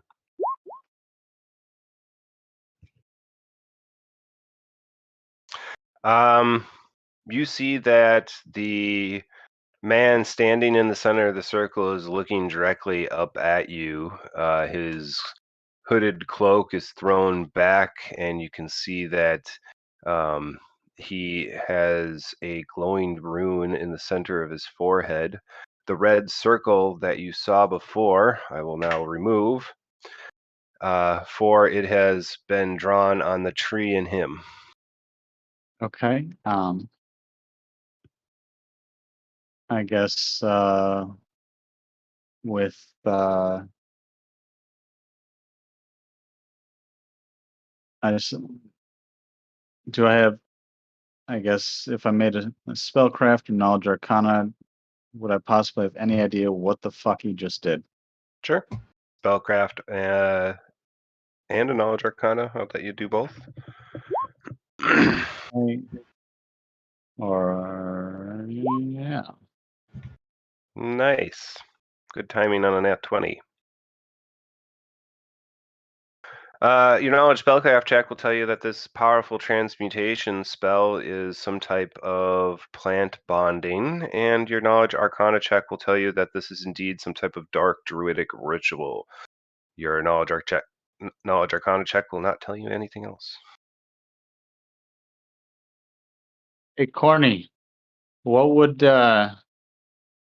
like what the fuck could be going on if this guy was like bonding himself to the tree? Can I make a knowledge nature based on him asking me that? Sure. Oh yeah. 35 with a nat 20. He might be trying to join with the tree in some way to cause himself to gain some type of undead / orcwood army. Okay. Also, how fucked up does he look? Dark forbidden ritual. I'm sorry, what? How fucked up does he look? It's about to be Korok's turn, so as you watch at the end of your turn, you'll see the arrow disappear from his side as he has bleeding out from it. He's stained with blood, but still standing and looking strong. Okay. Then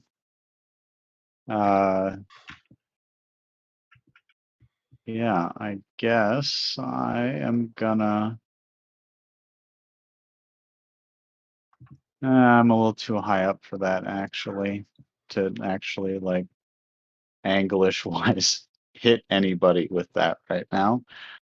So, um, Burn, burn, burn, my burning ring of fire. I mean, honestly, I don't get to have that many spells anymore because of this, yeah, the legacy item. It keeps taking more and more spell levels from me. So less with Burning Ring of Fire, but let's You do get see. those cool dispels, though. Hmm? You do get a lot of cool stuff from that hammer, though. Yeah. So I guess since Hammer Time Dispel Magic didn't work, let's go ahead and just try my regular one on Mr. Necromancer. All right. Um,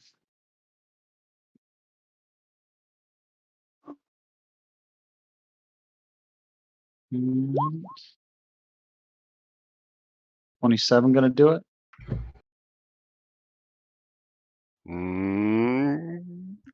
Nope. Close, though. Damn. Well, unfortunately, I rolled an 18, so I'm not exactly about to pop a player point to try and make that better. That's fair. And that's your turn, I believe. You moved, cast a spell, and got a bunch of knowledge checks done. Korok. No. All right.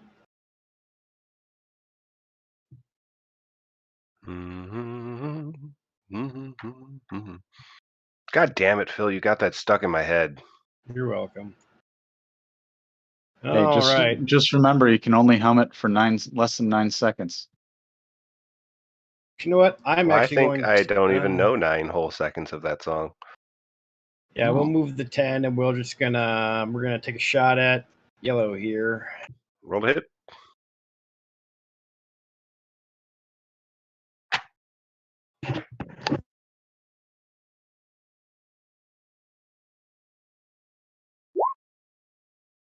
Fuck. Or not, apparently. All right. There's your fumble. Anything else? Or I guess you moved and attacked, so. Oh, no.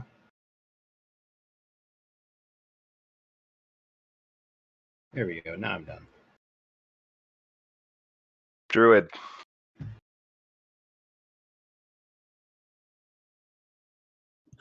It's raining and Well, people are still lighting off fireworks in my neighborhood.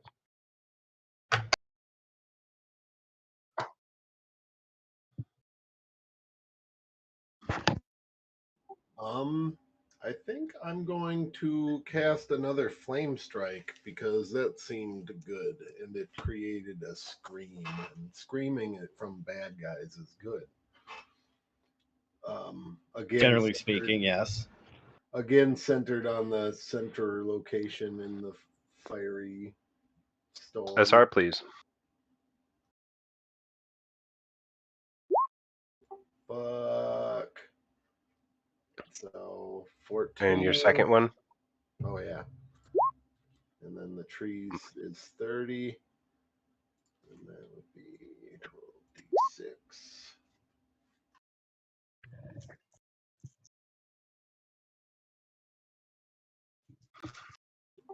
Cool. And the tree takes its first actual damage of the night. Whoa. I mean, I think it technically should have taken like 2d6 plus 12 from that wall of fire if it later was like, no, I don't want to be in this. But Yeah, roll a knowledge check on it and see why. Anything else, Corny?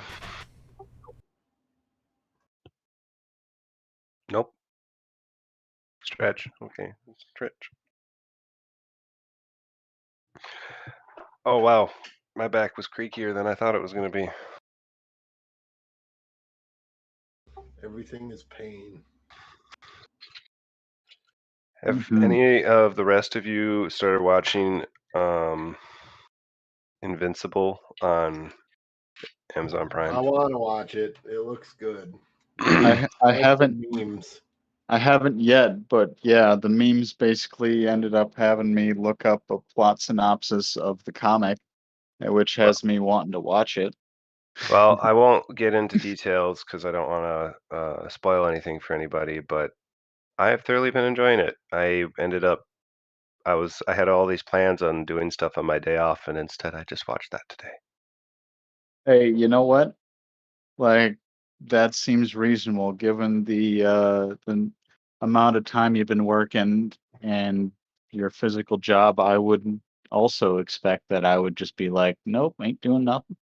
Yeah, yes, but I'm also supposed to be helping Spencer move, Hmm, so I guess I'll do that tomorrow. it's only a day away. Anywho, I poured myself a shot because apparently stretching means I want another one, and I will be done for the night after that. You're here.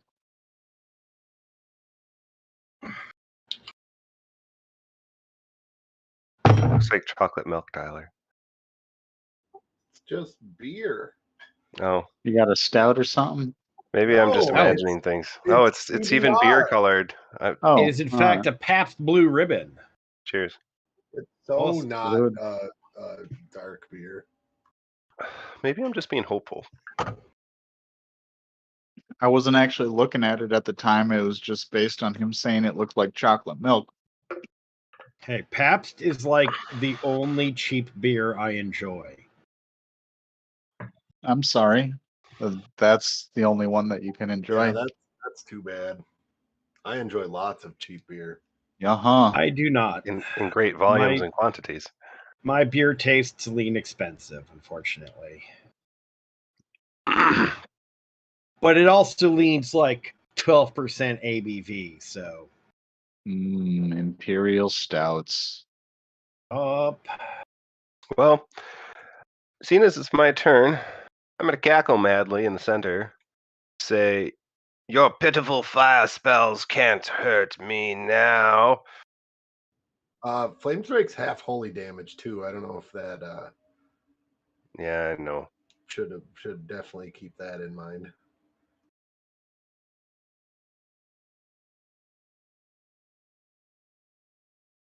Anyway, sorry to interrupt your cackling and gloating. Please continue monologuing. Don't let us interrupt you. It's fine. It's fine. I know you guys don't want to hear it. No, please. I'm gonna start emitting a fog from my body. Whoa. They make pills for that. Yeah. And then next one of my minions to be released. 5, 10, 15, 20, 25, 30, 40, 45, 60. There we go. What's the will save on the anti-plant shell? It does not say any such. I think it's basically they can't. Yeah, it's if I force it, then they can, or then it will crumple. But I'm pretty sure it's just a impenetrable wall force. But just to make sure, yeah, there's no saving throw or anything. Keeps all creatures within shell protected from attacks by plant creatures or animated plants, as with many abjuration spells, forcing the barrier against creatures. The spell keeps it base, strains, and collapses it. So, yeah, it exists for 10 minutes per level unless he moves towards them All right. and Well, tries to force them in.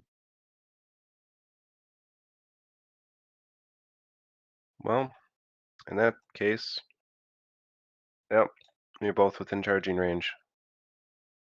Oh, hey, guess who One gets another attack of opportunity? and Whee! go ahead and take your attack of opportunity, Yeah. and then I'll make my attack rolls. So 14. 14 is a miss. So it's actually 15. I calculated wrong before. Anyways, 15.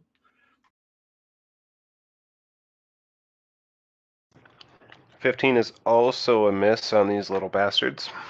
Okay. I suppose they are bastards, aren't they? Don't really have a father. The tree's not married. Wow. I mean, No, this can- tree doesn't produce asexually. There's other trees out there. Technically, unless the tree was married. They are all bastards. Have All right. a father. All right. On that note, what? That's just racist against trees. hold on. I mean, like, then why were the Ents looking for their Ent wives if they don't get married? Yeah, that's what I'm saying. Nobody said Ent wives. Nobody said Ent wives. This is like the Ents counter antithesis. Like, look at this evil fucker. Did you know that now that I'm level 12, I can turn into that thing? This tree. Yeah.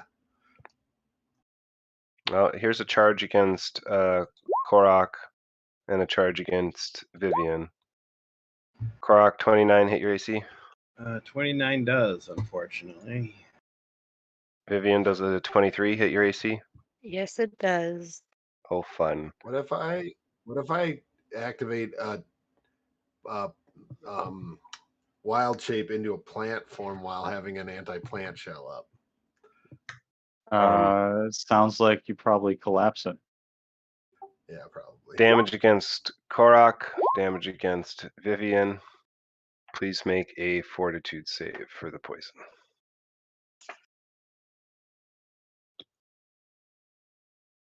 Oh, I can't see any. Where? Okay. Then fortitude save. So I'm sorry, it's 6 and 5. I've got a +2. All right. Also I no. shout, to me if you want protection from these foul beasts. And Vivian, while it probably doesn't make a difference, that will actually be a 10 because of the resistance you cast on yourself. Okay.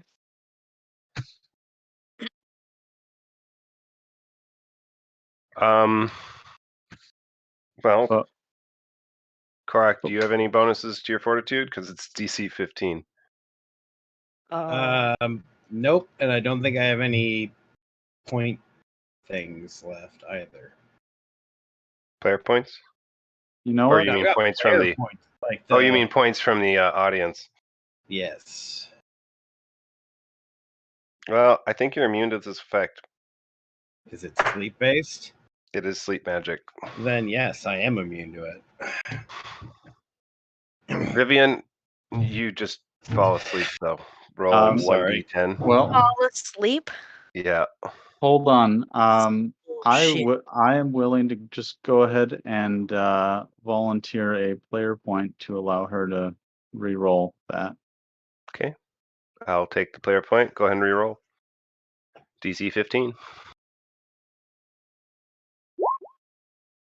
Hey, Ooh, very nice. by the skin of my teeth. You remain conscious. All right. He is right next to me. Let's see, double checking here. Tree went. The blighter went. My moving minions went, and I rolled for the tree. I just need to... But did you speak for the trees? Yes. And they said, feed me. Vivian, it's your turn.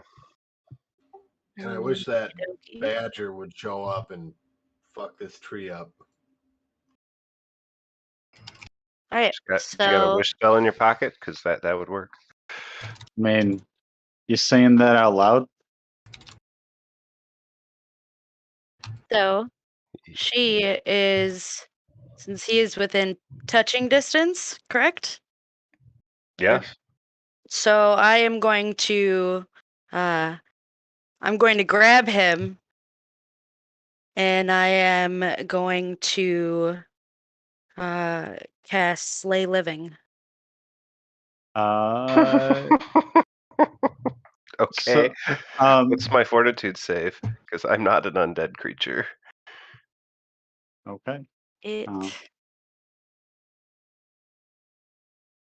You're not an Yeah, undead the question creature. is, does that or do they have like a connected soul or something? Wouldn't I- that be convenient? If that were the case, I suspect he would have said roll spell resistance. That is true. So it says Fortitude partial for Um, saving throw. Okay. right. And So, I believe it's calculated based on. so the first thing that you actually need to do is make a melee touch attack, Okay. which is going to be, if you don't know where that is, that's going to be on the stats tab, and then underneath your grapple check, it'll say melee attack bonus, Okay. and you can push to roll that. You also have guidance, which I believe adds a +1 1. to your roll, so you can throw a miscellaneous modifier of 1 in there. Okay. So it's on the stats page. It's Near the bottom on the left column. for melee attack bonus, and then I add a miscellaneous modifier of 1, and Mhm. then roll. Oh, did it roll? There it goes. Oh, That would be great if this, well, I mean, I don't know. If it makes the saved, would that double the damage? well, I mean, if it doesn't make the save, it dies. Right, but if it makes the save, then it would do 3d6 damage, so would it be 66? Yeah, I double touch spells and raise. Just making sure, because Yeah, if they can critically fail on you, they can critically succeed. okay. So what's So my then, fortitude save? what is your wisdom bonus, Vivian? My wisdom bonus is +4. So that's going to be a DC 19 fortitude save. Okay, Um, I just fall over dead. I say the only other thing that might change that would be, yeah, I guess, well, I would need to check on that, but the domain might have an effect on that. I guess, Where did it go? I just had it up. So you reach out, and with a snap of energy and a feeling of cold in your arm, the creature falls over dead with the light touch of your finger. so, I am going to I'm going to tell him tell the creature as it falls that do not delay the inevitable, death has come for you. And I'm gonna once it's my turn, I'll continue moving, or no, it is my turn. What am I talking about? No. Uh, Yeah, it's your turn. You touched a death on your turn to attack. What else would you like to do? I will let's see here.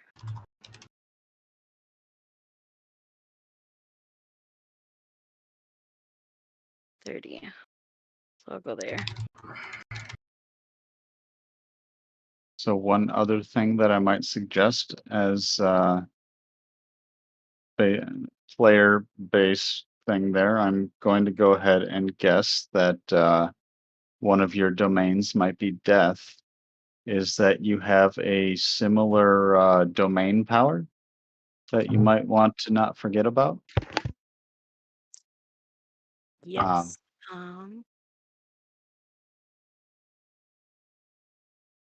that you would roll out your cleric level d6, Okay. and if you beat its current hit points after making a melee touch attack, like you just did there, it will die with no save.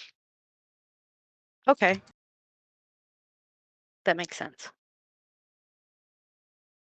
For note,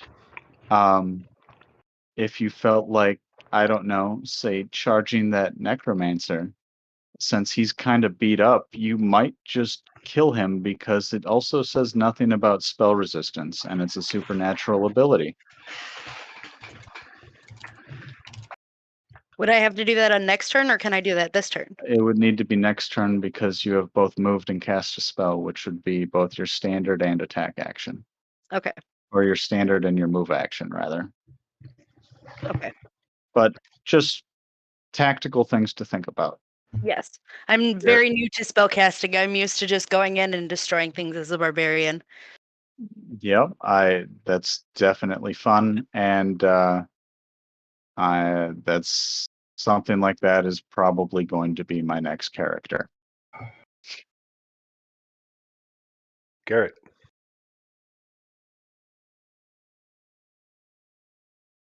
Your turn. Okay. Mm-hmm. You fly down there and hit it with your hammer? Not yet. I am going to fly over this and drop 10 feet down to 40. And let's see. Damn it, that still wouldn't be close enough anyway. I don't remember if I actually did take point blank shot. I don't think I did because, oh, I did.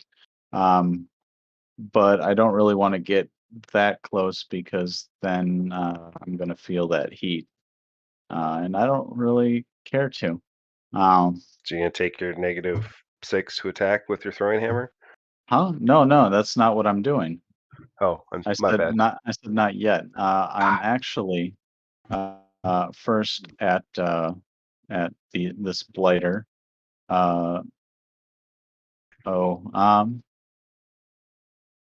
I gotta check the range, but you know what? It's always fun when this does happen, so I gotta check it and see what we're looking at here. I guess yeah. So this blighter, did they look human? A quick Okay. look, they look like an elf. Okay, elf. How, like, I don't, are they like wearing robes? Can I see anything of them? Like, I'll roll another perception check, but just like, I don't know, how beefy do they look? Sure. As you're looking at them, they seem to be the standard, typical willowy elf. They are carrying a staff of a knotted gray wood and are wearing blackened, dusty robes of what looks like a mockery of the druid robes. Okay. I'm gonna go She's ahead wearing and sandals, 2 rings, and your perception check's a 20. So he also looks like he's wearing. Sorry, he's getting the 2 rings is the 20. okay. Let's go ahead and go with this ranged touch attack. I'm pretty sure that's How high gonna. up are you, Aaron? I'm at 40 feet right now. Ranged touch attack. I'm pretty sure that's gonna touch him. And then I'm going to get to make a spell resistance check as I cast Ray of Enfeeblement at him. Oh, Enfeeble him. Yeah, I mean, if I get him down to 1, the chances are he's just gonna lay there like a bitch, which is always hilarious. 29 versus spell resistance. you crack my ass, sir. All right, so that's gonna be 1d6 plus 4. He loses 10 strength.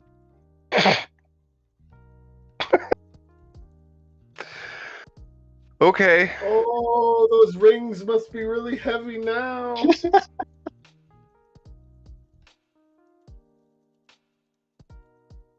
All right. Let me check my strength score here real quick. Mm-hmm.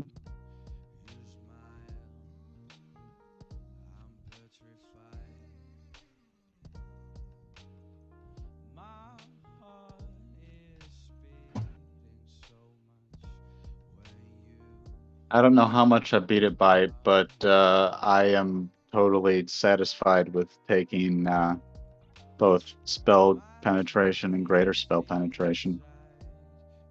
You wouldn't have gone it without the greater. Oh shit. Well, fuck. I fall over. That's right.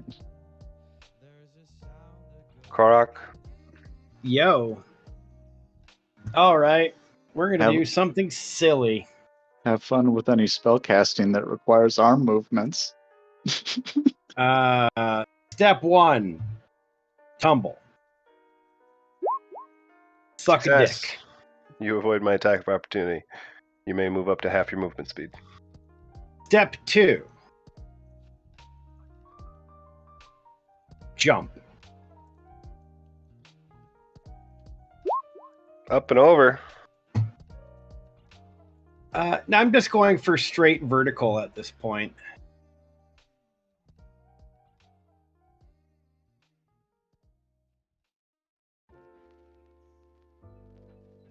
Okay, so you tumbled 20 feet and then jumped? Yep. Okay.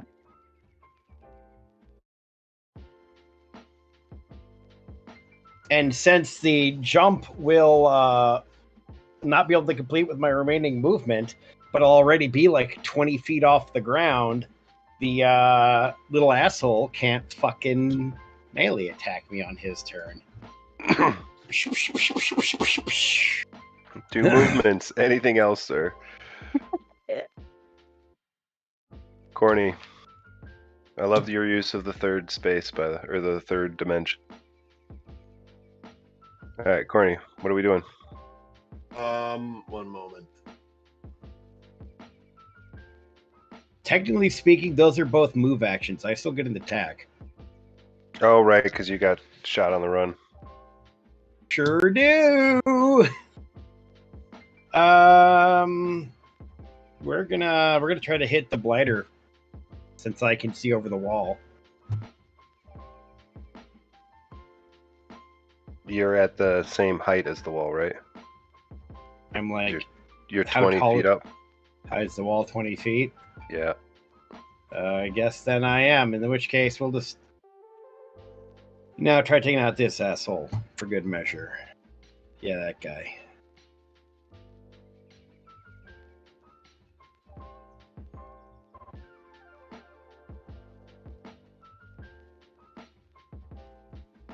That's not going to be helpful to me. Are you fucking kidding me? Your bow is not feeling you today, man. It was doing real good for a bit there. Now it's just like, nah. I mean, I worked on, hard enough today, man. on the bright side, you got that nat 20 on the fumble roll. Yeah. Yeah, that's the plus side is my fumble rolls have been all right. All right, I got what happened. What is the undergrowth like here? Like what kind of plants are on the ground? Oh yeah. Where you guys are standing is actually the road. So, like where Korok is, it's dirt. But in the tree area, it seems to be a light undergrowth of forest. If you're looking for entangle. Oh, like where I am, or Well, there's nothing inside of your circle of fire. Otherwise, like around Oh, the that- tree, there's a bit. that's only animated plants and plant creatures. I can still like walk on grass, and it's not going to destroy the thing.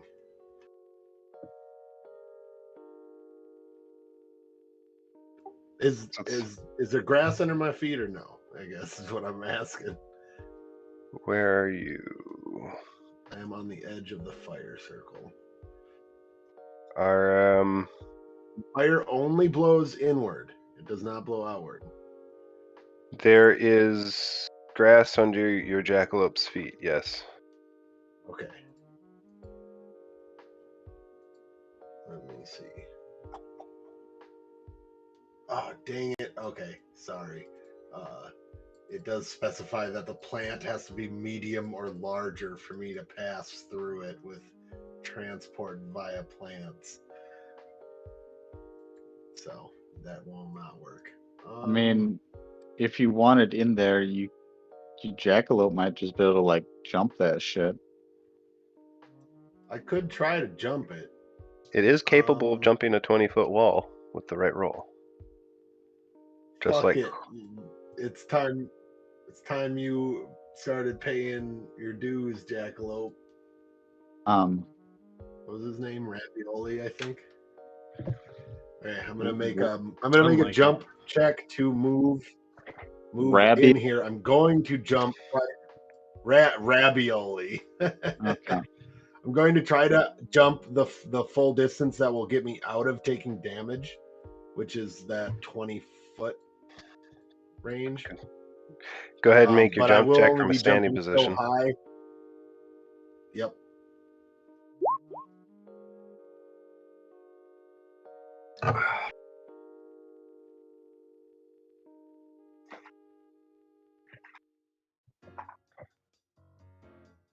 Oh shit, I thought I had his jump.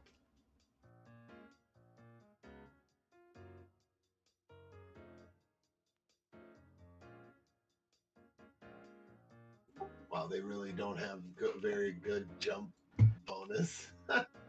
Fuck. Well, I'm probably gonna get my ass burned. That's a 15. Yep, you jump right through the fire. Go ahead and roll yourself some Fine. damage. On a high jump, that's woof. I mean, 14 plus what?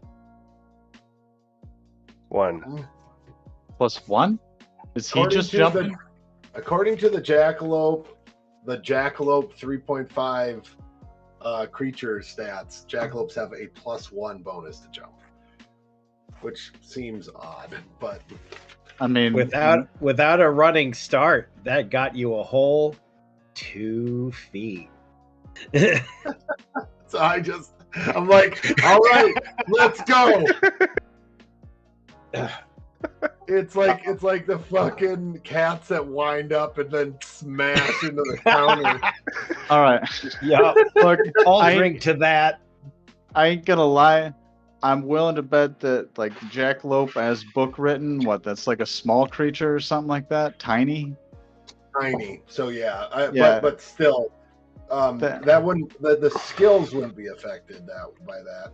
I would think it would. I mean, because again, it's taken into account like how high do you really expect that a tiny creature could jump? Hey, Aaron. Well, Yep. I hear you, yeah. and I think that's a good argument, but we'll do it when we're not. Yeah, we'll do it later.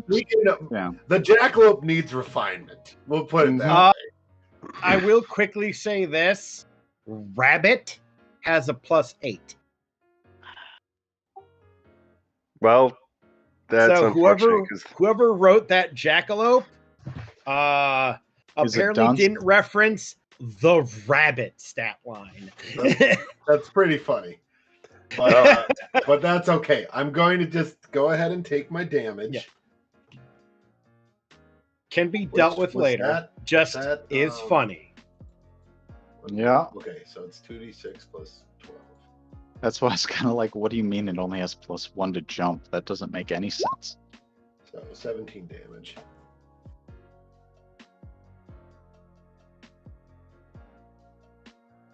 But I'm in there. What do I see? You see the blighter writhing around on the ground, wiggling like a worm, I guess. It's a shame you're removed or whatever, because otherwise I'd say coup de grace, coup de grace, coup de grace. All right. Well. Hold on. So my first action was jumping through the fire, but I'm also going to cast Greater Dispel Magic on the tree. Ooh. Ah, fuck. Okay. Anything else, sir? I That would see be I'm not the only one the dice are being unkind to. I'm just wondering if that's worth a player point to try to re-roll. Nah. Oh, yeah. Because the main important thing is that tree can't hurt me, and I have the druid or the blighter in my anti-plant shell. Yeah, Mm. and like so far the enemies haven't been super threatening, like harm-wise. I mean, Now, That's correct because me if we I'm gave wrong them- here, Tyler, but if you move up to me, I can attack you, right? right, If but it's not, if you're a plant. If you're a plant, then no. I mean, if you're a plant and I move into, like, if I push my shell against you, then it falls apart.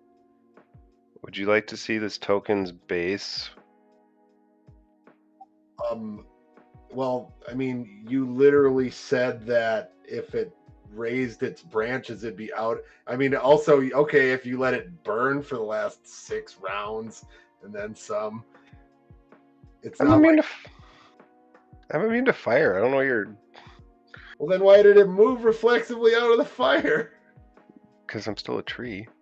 Well, I'm just saying, I'm not pushing up against the tree. The limbs are way above where I am. So Okay, that would be an odd thing to. that's fair. Anything else, Corny? Nope.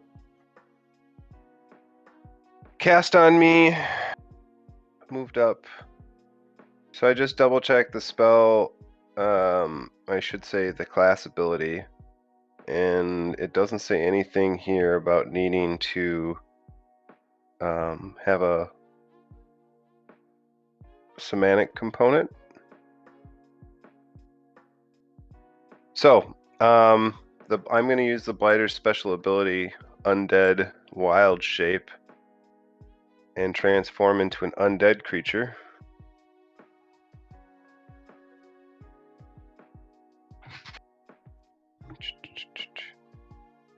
Objects and tokens, GM overlay, there we go. Reflex save to evacuate my space as I change into a huge sized creature.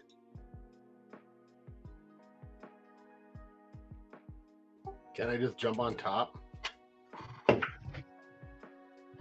Go ahead and have your rabbit roll your jump check. Oh, we know how good he is at that. Let's see.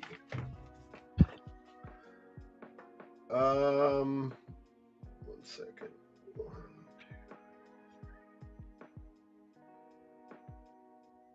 2. I'm just gonna get out of the way. I don't think I'm gonna get on top of you. Now, so that would be. This is a roll. Reflex save to get out of the way as I change size.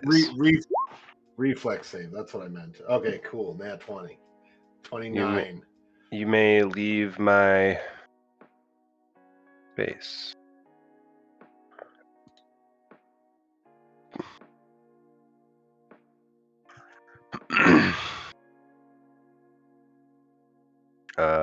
Wild shape is full round action.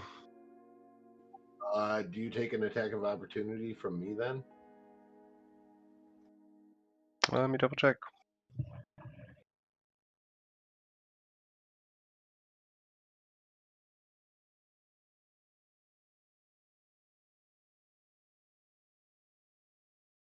Well, I didn't expect him to turn into a huge undead dragon. That's for sure.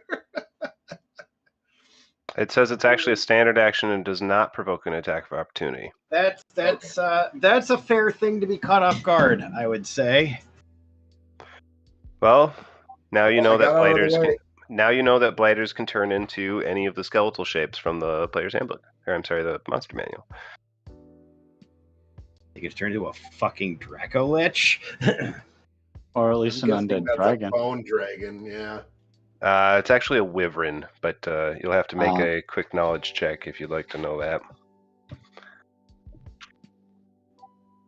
Arcana work for that? Sure. Or religion. Yep, that's definitely wyvern bones. Okay. Is that enough for me to know that if an undead wyvern is going to still possess its shitty ass poison? Well, the poison came from the wartlings. Right. I'm just because just wyverns are known for their poison. If it is a bone wyvern, is it still going to have that?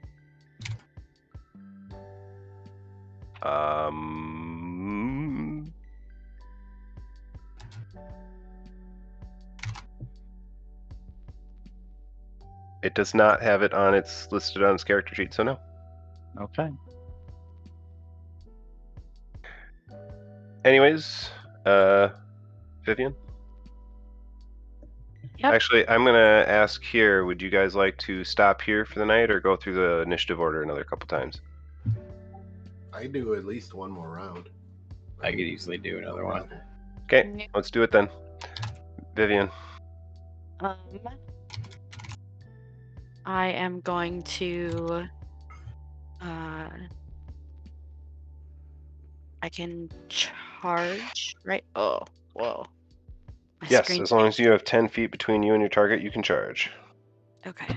So I am Also, going don't forget about your dog. Yes. I thought about that after. So my dog 5, 10, 15, 20. Going to come up to here. And then I am going to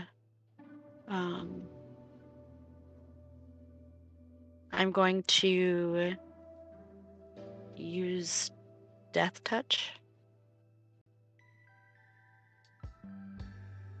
So I'd have to roll my spell attack. Or a melee attack, that's right. Yep.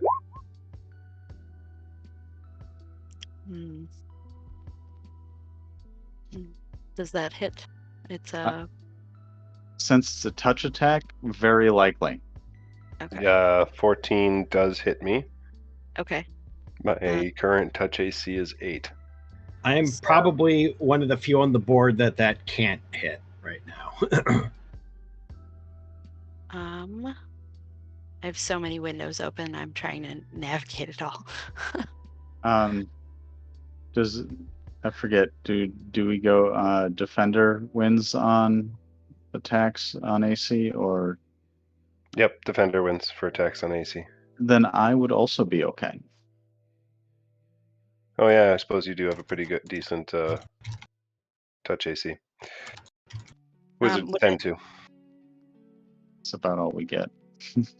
So I believe it's 1d6 per cleric level, right?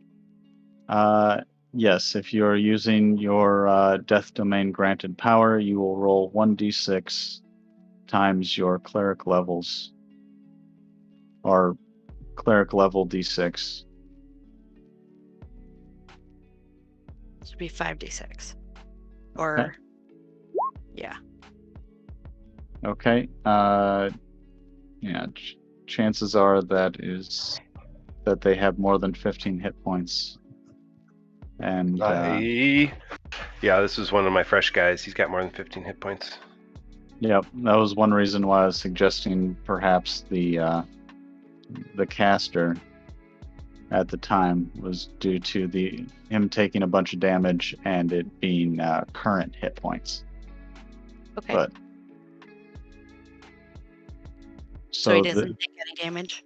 The negative energy flows into him, and they are fine.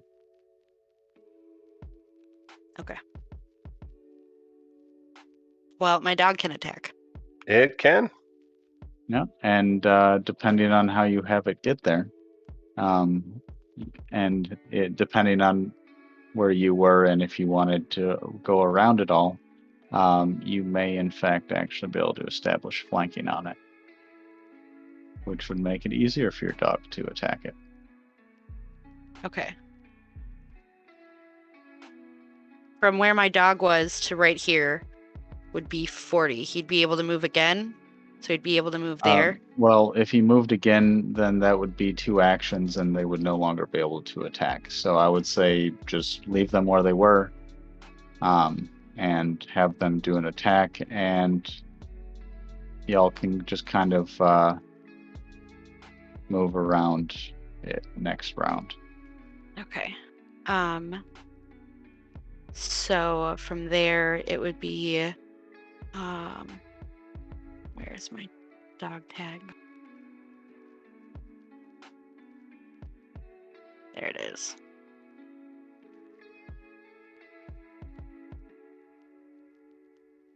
Attack is 1d6 plus 3.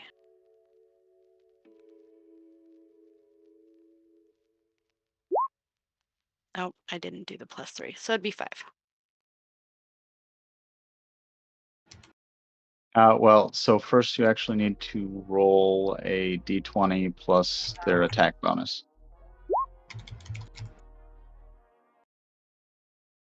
I play D&D, I swear. You know, it's a whole different ball of wax when you're looking at a computer screen. Yeah, definitely. Man, I really wish we had a paladin right now. Right?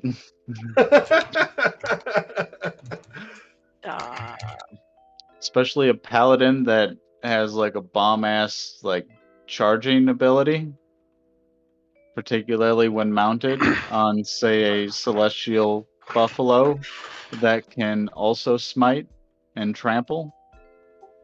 I got a plan though, guys. Plus, basically, so be plus 1, so 18. 18 is a hit. Roll damage. Which is 5. Yep, because I pre-rolled that, I guess. I see. Anything else, Vivian? Nope, that'll be it. Thank you very much. Nice attack. Garrett. Okay. I guess I could make another knowledge arcana maybe. Do I know that if spell resistance carries over when druids shape change?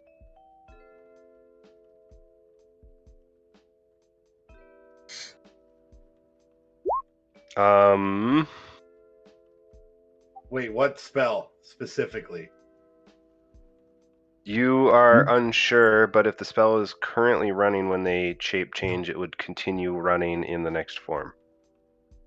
Okay. Well, I mean, I also wasn't. It's duration. Oh, you meant the ray. Yeah. I meant the blighter. Yep. Okay. It's Yeah. funny because I was also just looking up information on that for a different reason. Okay. So yeah, no, I wasn't wondering whether or not the Ray of Enfeeblement lost its effect, because it should definitely still be given a -10 strength there. And then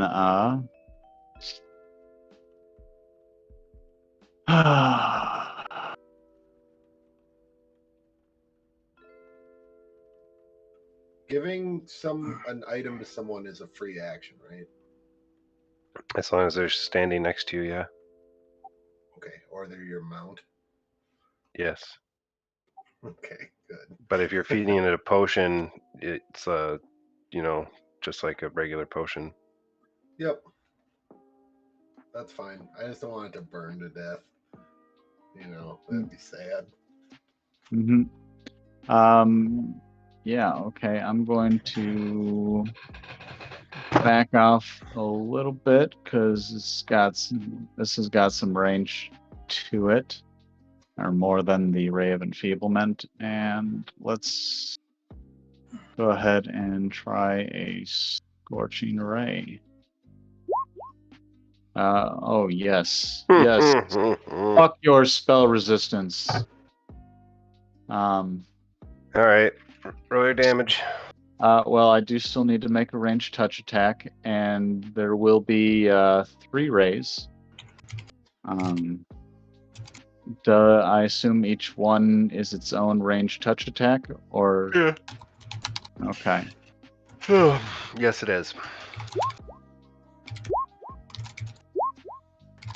Well, one of those might have missed before he turned into a big old wyvern. Yeah, no, all 3 hit. Roll your 4, 8, 12 d6. Yeah.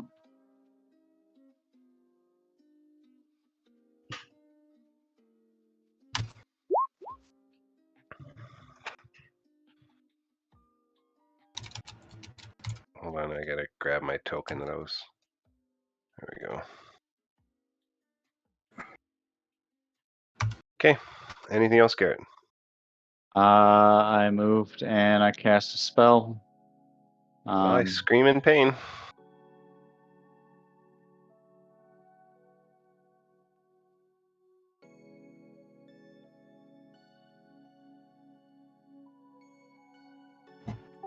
You know what? Damage from the fire there too, I believe, since he's so big. He's just getting slightly crispied on each side like a marshmallow. He is within 20 feet. I assume that Yeah. it doesn't matter if it's from multiple sides. Yeah.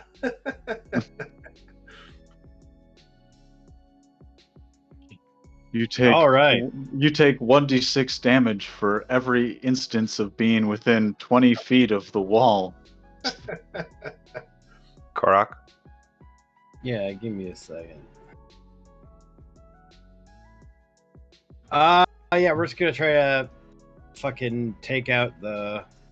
Unfortunately, I can't shoot 2 since this landing technically counts as my move, but or the rest of my move. Anywho, It does, yes. Hmm. Suppose you could just choose not to land properly, but that would be no fun. 22. To hit this dude, Yep. 22 is a success. Yep. That's 16 magical piercing. All right, I'll take my 16. Question. If Korok jumped high enough that he wasn't actually going to be landing this round, could he take a full attack action? Technically, as written, no. Okay. Because falling is still a movement action. Okay. Because so falling, like if I jumped off a cliff, yes. As part of my jump, no. Okay. Just again, like you're the first person or first character that I've played with that can really jump where that could be a possibility. So I was not sure how that would work. Wait, did that dragon move? No, he moved it briefly so that he could remove the original figure. Okay, hold on. Let me reload. Yeah, I needed to grab the token so I could Yeah, continue that's counting hit I dice saw damage. you move it back, but then it moved again. So never mind. Is it my turn right now? It is now your turn, yes. All right. I believe Korok was done. I am indeed done. Oh boy. I'm going to upend a energy resistance potion into my jackalope's mouth and tell it to flee and point in a direction. Sure. I will take my attack of opportunity on you. Okay. Can animal companions not take a full withdraw? No, for pouring a potion down somebody's throat. Yeah, it's. I mean, the standard. I assume if that's a standard action, then. Okay, I would assume that would have been your standard action, but. Well, no, it would. No, Yeah, I'm taking my taking attack it of opportunity against on me, Corny. and then the Ah, jackalope is just running away. okay. because I was thinking because like the jackalope, I'm taking attack of opportunity because the jackalope was moving away. That's what my Nope. okay.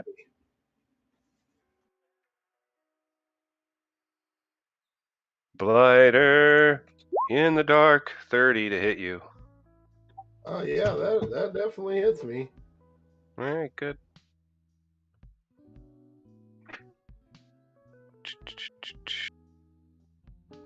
Glad he doesn't have his full strength. 2d6 plus 7.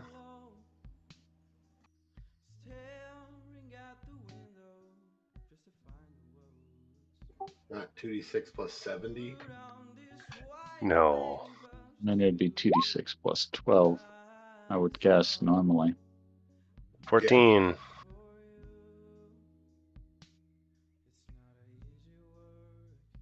And you may move your bunny. Oh, I see you've already done so. Hey, fucking! I will take 14 damage to get that fucker not in deep shit. Anything else, sir? I do have to technically roll the damage for my Oh, you're healing, yes. no, the fire he took. Ah, that too. Healing. Minimum. Oh, he took minimum damage. Ah. What do you mean healing? Potion? Oh no. No, it's potion of It was- resist it was fire. a potion Ah, of energy absorption fire. well, he is untouched by the flames as he runs through them and the spell absorbs. Anything else, Corny? See, if I had only drank that potion before I went through there on a different round, I could have coup de grace that motherfucker. Coulda, shoulda, woulda. Yep, nope, I thought of that too late. Anyways, yeah, that's the end of my actions. Alrighty then. Mop's turn.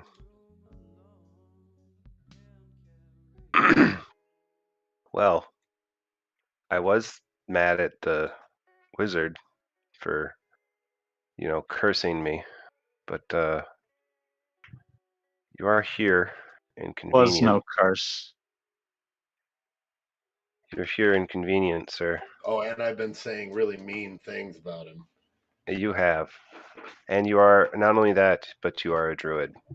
Oh yeah, no, I expect him to be fully focused on me. 28 to hit. Yes, sir. 17. Oh, maybe not. Nope, not 18.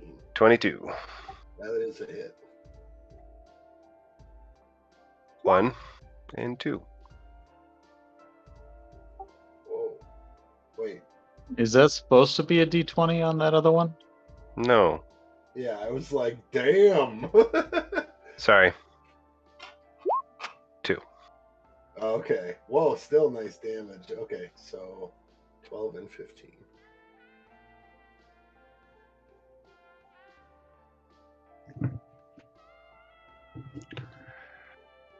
So you've taken something like, 15, 13. No, including my fire damage, I have taken 55 hit points of damage so far.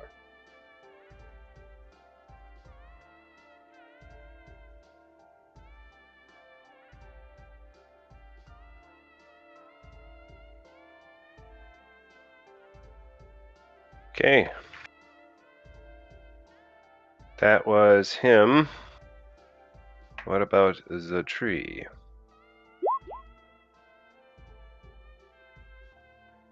Okay.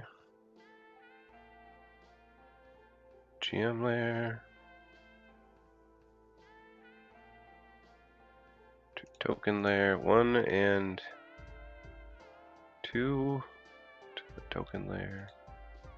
And then we have 2 more that are coming out of there. Shells.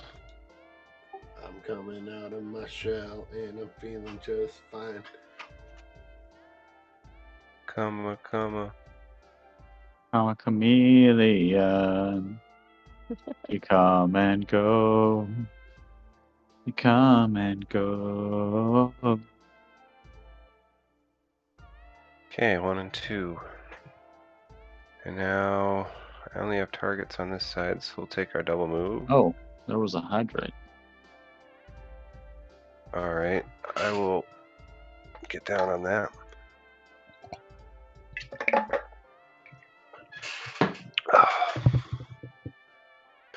Five, 10, 15, 20, 25, 30, 35, 40, 45, 50, 55, 60. Okay. 5, 10, 15, 20, 25, 30, 40, 45, 50, 55, 60. 10, 15, 20, 25, 30. Oh. 5 feet away, and I could have hit you with a charge. I'll take my not charging attack on you, though.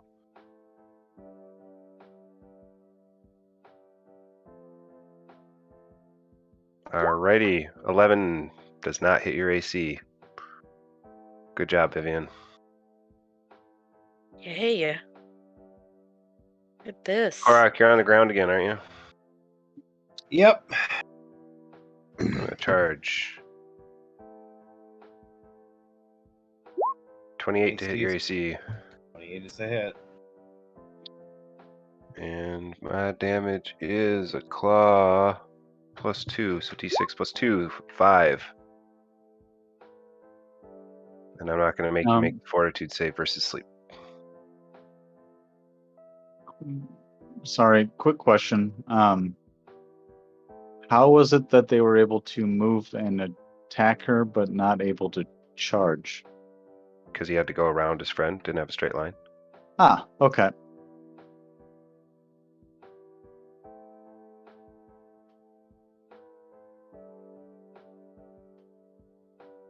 Right there. Okay, that moves all of my troops. I took care of my Hellwart. And my Blighter has taken attacks against Corny. Here we are at 11. Do you guys want to go around again, or? I mean, could we actually finish the round and then maybe like stop with Korok? Yeah, say let's at least finish the round. Sounds fine to me. Vivian. All right. I'm going to use. Sorry to interrupt. So that hit point counter is inaccurate on my character. I have way more hit points than that. Yeah, it often does on that. Like when you change screens, it'll often reset to No. what. Whoever's been. What's your total hit points? My total hit points is 135. I just haven't been updating my character sheet. Okay. In the game.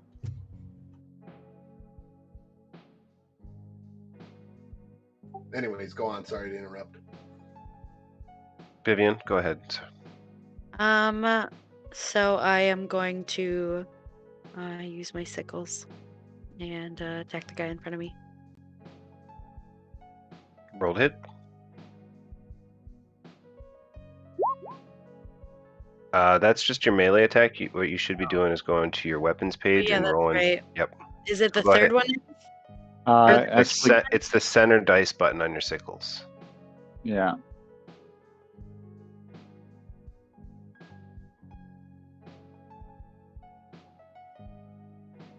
Actually, how well does this handle dual wielding? Or does it? Do I have an additional attack bonus? I don't think so. You have your buff that you put on yourself. Yeah, guidance is for one attack, or saving throw, or skill check. It's a 0 level spell, so that would likely be gone at this point. Okay. Your face would likely be gone at this point. If it were me in this fight, yes, I would be dead. You do have a +1 from the audience you haven't used yet. Okay. Well, then why don't I use that? Good call.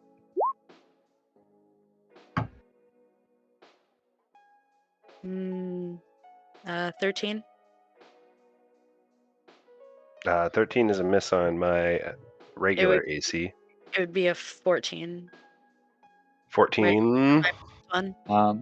14 still a miss. Also, just checking, are these normal sickles? Are they masterwork? Are they magical at all? I was not able to get that nailed down. I know They that, are magical.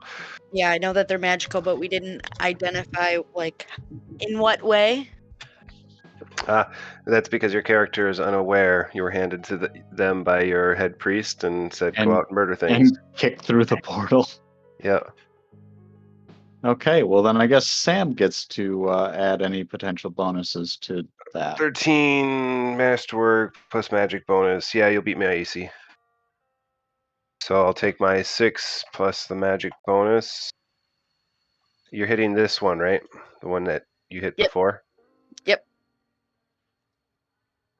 Okay, I will add my 12 damage. And for the purposes of your notes, you have a +4 to attack and +6 on damage.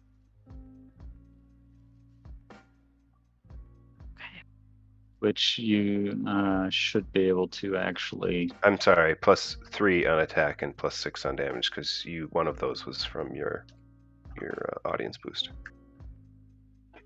So in which case you can adjust how that's set up on the weapon. So when you push it, it should just include that rather than needing to add it as additional attack and damage. Okay. On that note, Garrett. I'm sorry, that. Vivian. You made one attack. Is there anything else you're doing? No. Actually, my dog is going to attack. Marshall is going to attack the one in front of him. All right. Go ahead and roll the hit. Yeah. Whoop. Is it 1d20 plus 1, I believe?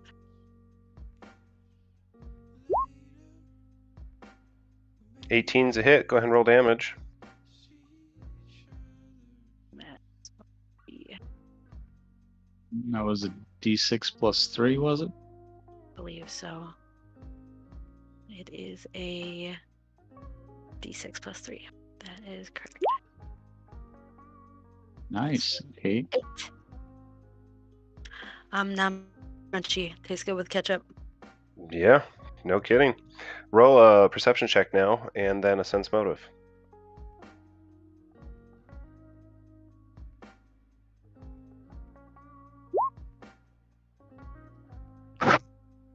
So yeah, you definitely are able to look over your opponent real quick, and your sense motive, please. Mm-hmm.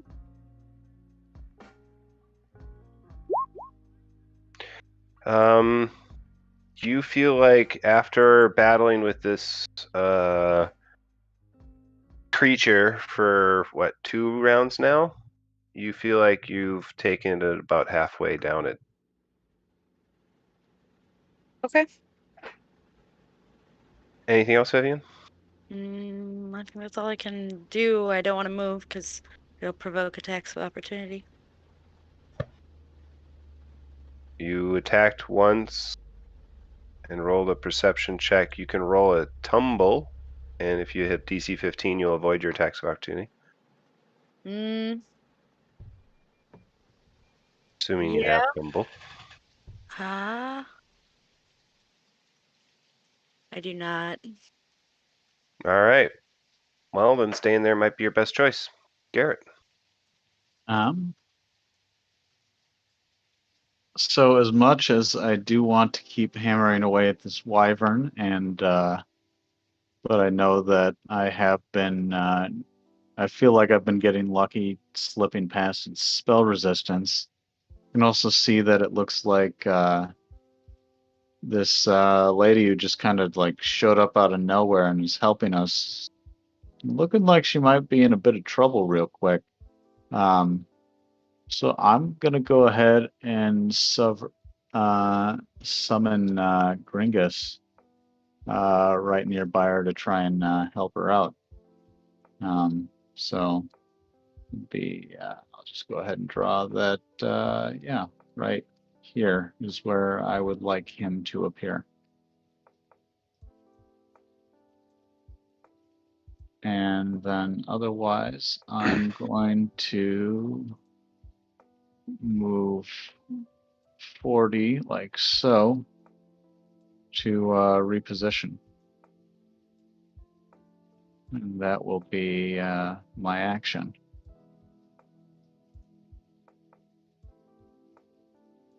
That will appear at the beginning of your next round. That brings us to the top of the order of Korok, which was where we'll go ahead and pause for next game. Korok, you will, of course, take the first turn. Good job. This was an interesting combat with an opponent that can be really difficult. So, on that note, I'll call out to the audience for what their favorite moments were, and I'll call out to my players for favorite moments at this point for player point vote.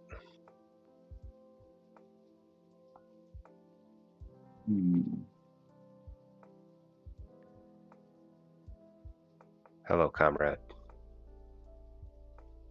Like Okay. digital download for soundtrack for this guy with my like big fancy version. Yeah. But I got just the physical soundtrack. I'll take. So- Yeah, I would not say no. I I'm I voting am- for Aaron for the Figured someone could use Black it. So Tentacles Conical Yes. combo.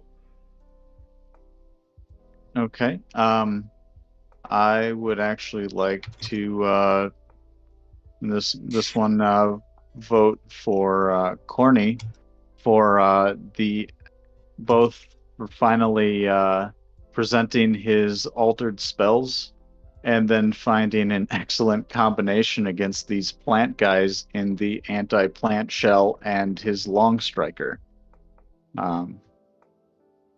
Notable runner-up is Korok's acrobatic skills. All right, 2 voters left. I'll say Korok for the acrobatics for sure. It was a really interesting way to do that. Now, Unique say, combat style, indeed. You I did- ain't even seen anything yet.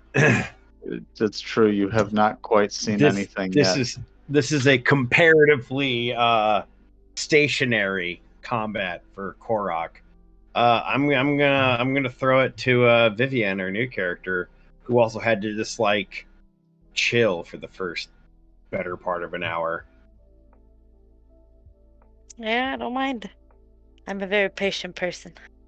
I also enjoyed that Korok, in the month or so since we played, did not forget about Dash, and used that quite well right from the get-go Well- against that necromancer asshole. Sounds to me like the player point vote is easily going to Phil today. Congratulations, Korok. Huzzah! What do we got out there for audience participation? Looks like a 3-way tie.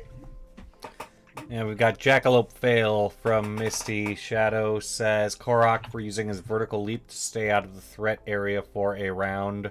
Greyjoy says Vivian held their shit together, meeting all of you, and that's impressive to start.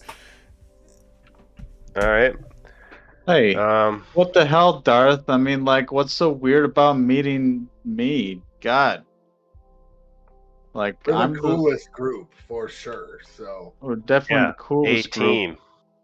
but like, yeah, I'm probably the most normal one out of, or at least normal looking out of all of us. I mean, I don't know, like, I'm You hang with glittery. a 7-foot praying mantis. and a gnome. Like, gnomes are just weird, let's face it. Facts. I was gonna like be all subtle about it and like come up with a real reason, but you know, I might just give you a player point for calling gnomes funny looking, Aaron. rude. I mean, that puts me back to where I started, since I decided that I didn't want our new companion to be all sleepy from that attack they hit. Yeah. Sam, do you watch What We Do in the Shadows? I do, yeah. Can you please cosplay as the energy vampire guy? I would probably enjoy that too much, but yeah, I will. I was rewatching the first episode. And I was like, "Fuck, Sam needs to be that guy." You know, I was thinking the same thing when Spencer and I watched it recently. On that note, Aaron, I was actually going to give it to you for excellent tactics today. You did great battlefield management. And for calling gnomes funny. So there's my player point for you. All right. And hopefully next time we will suddenly have a surge in DPS. As a paladin suddenly show up.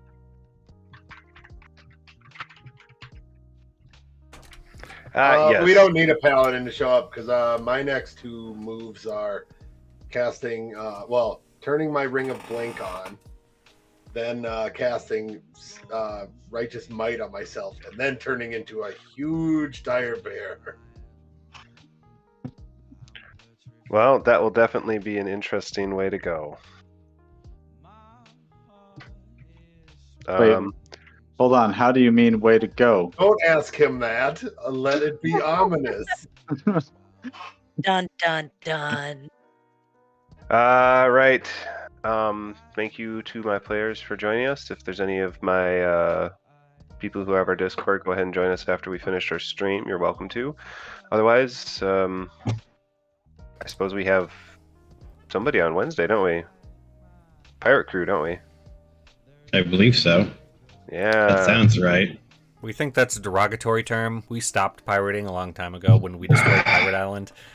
Fine. The sea bandits who are lost in a tower are going on Wednesday, so please join us to see. I would argue that's even more insulting than pirate. Yeah, I know. Bandit versus pirate. How about wet thought? It's privateering. A wet privateer. I mean, don't get me wrong, I am by no means criticizing piracy. I run an exalted pirate game. And whoo boy, the crazy bullshit they get up to. Hold on. Can we get somebody to remix wet ass pirateer or privateer? That's for sure. I want that. I want that hard. I mean, wet ass pirate stays in the syllabic number.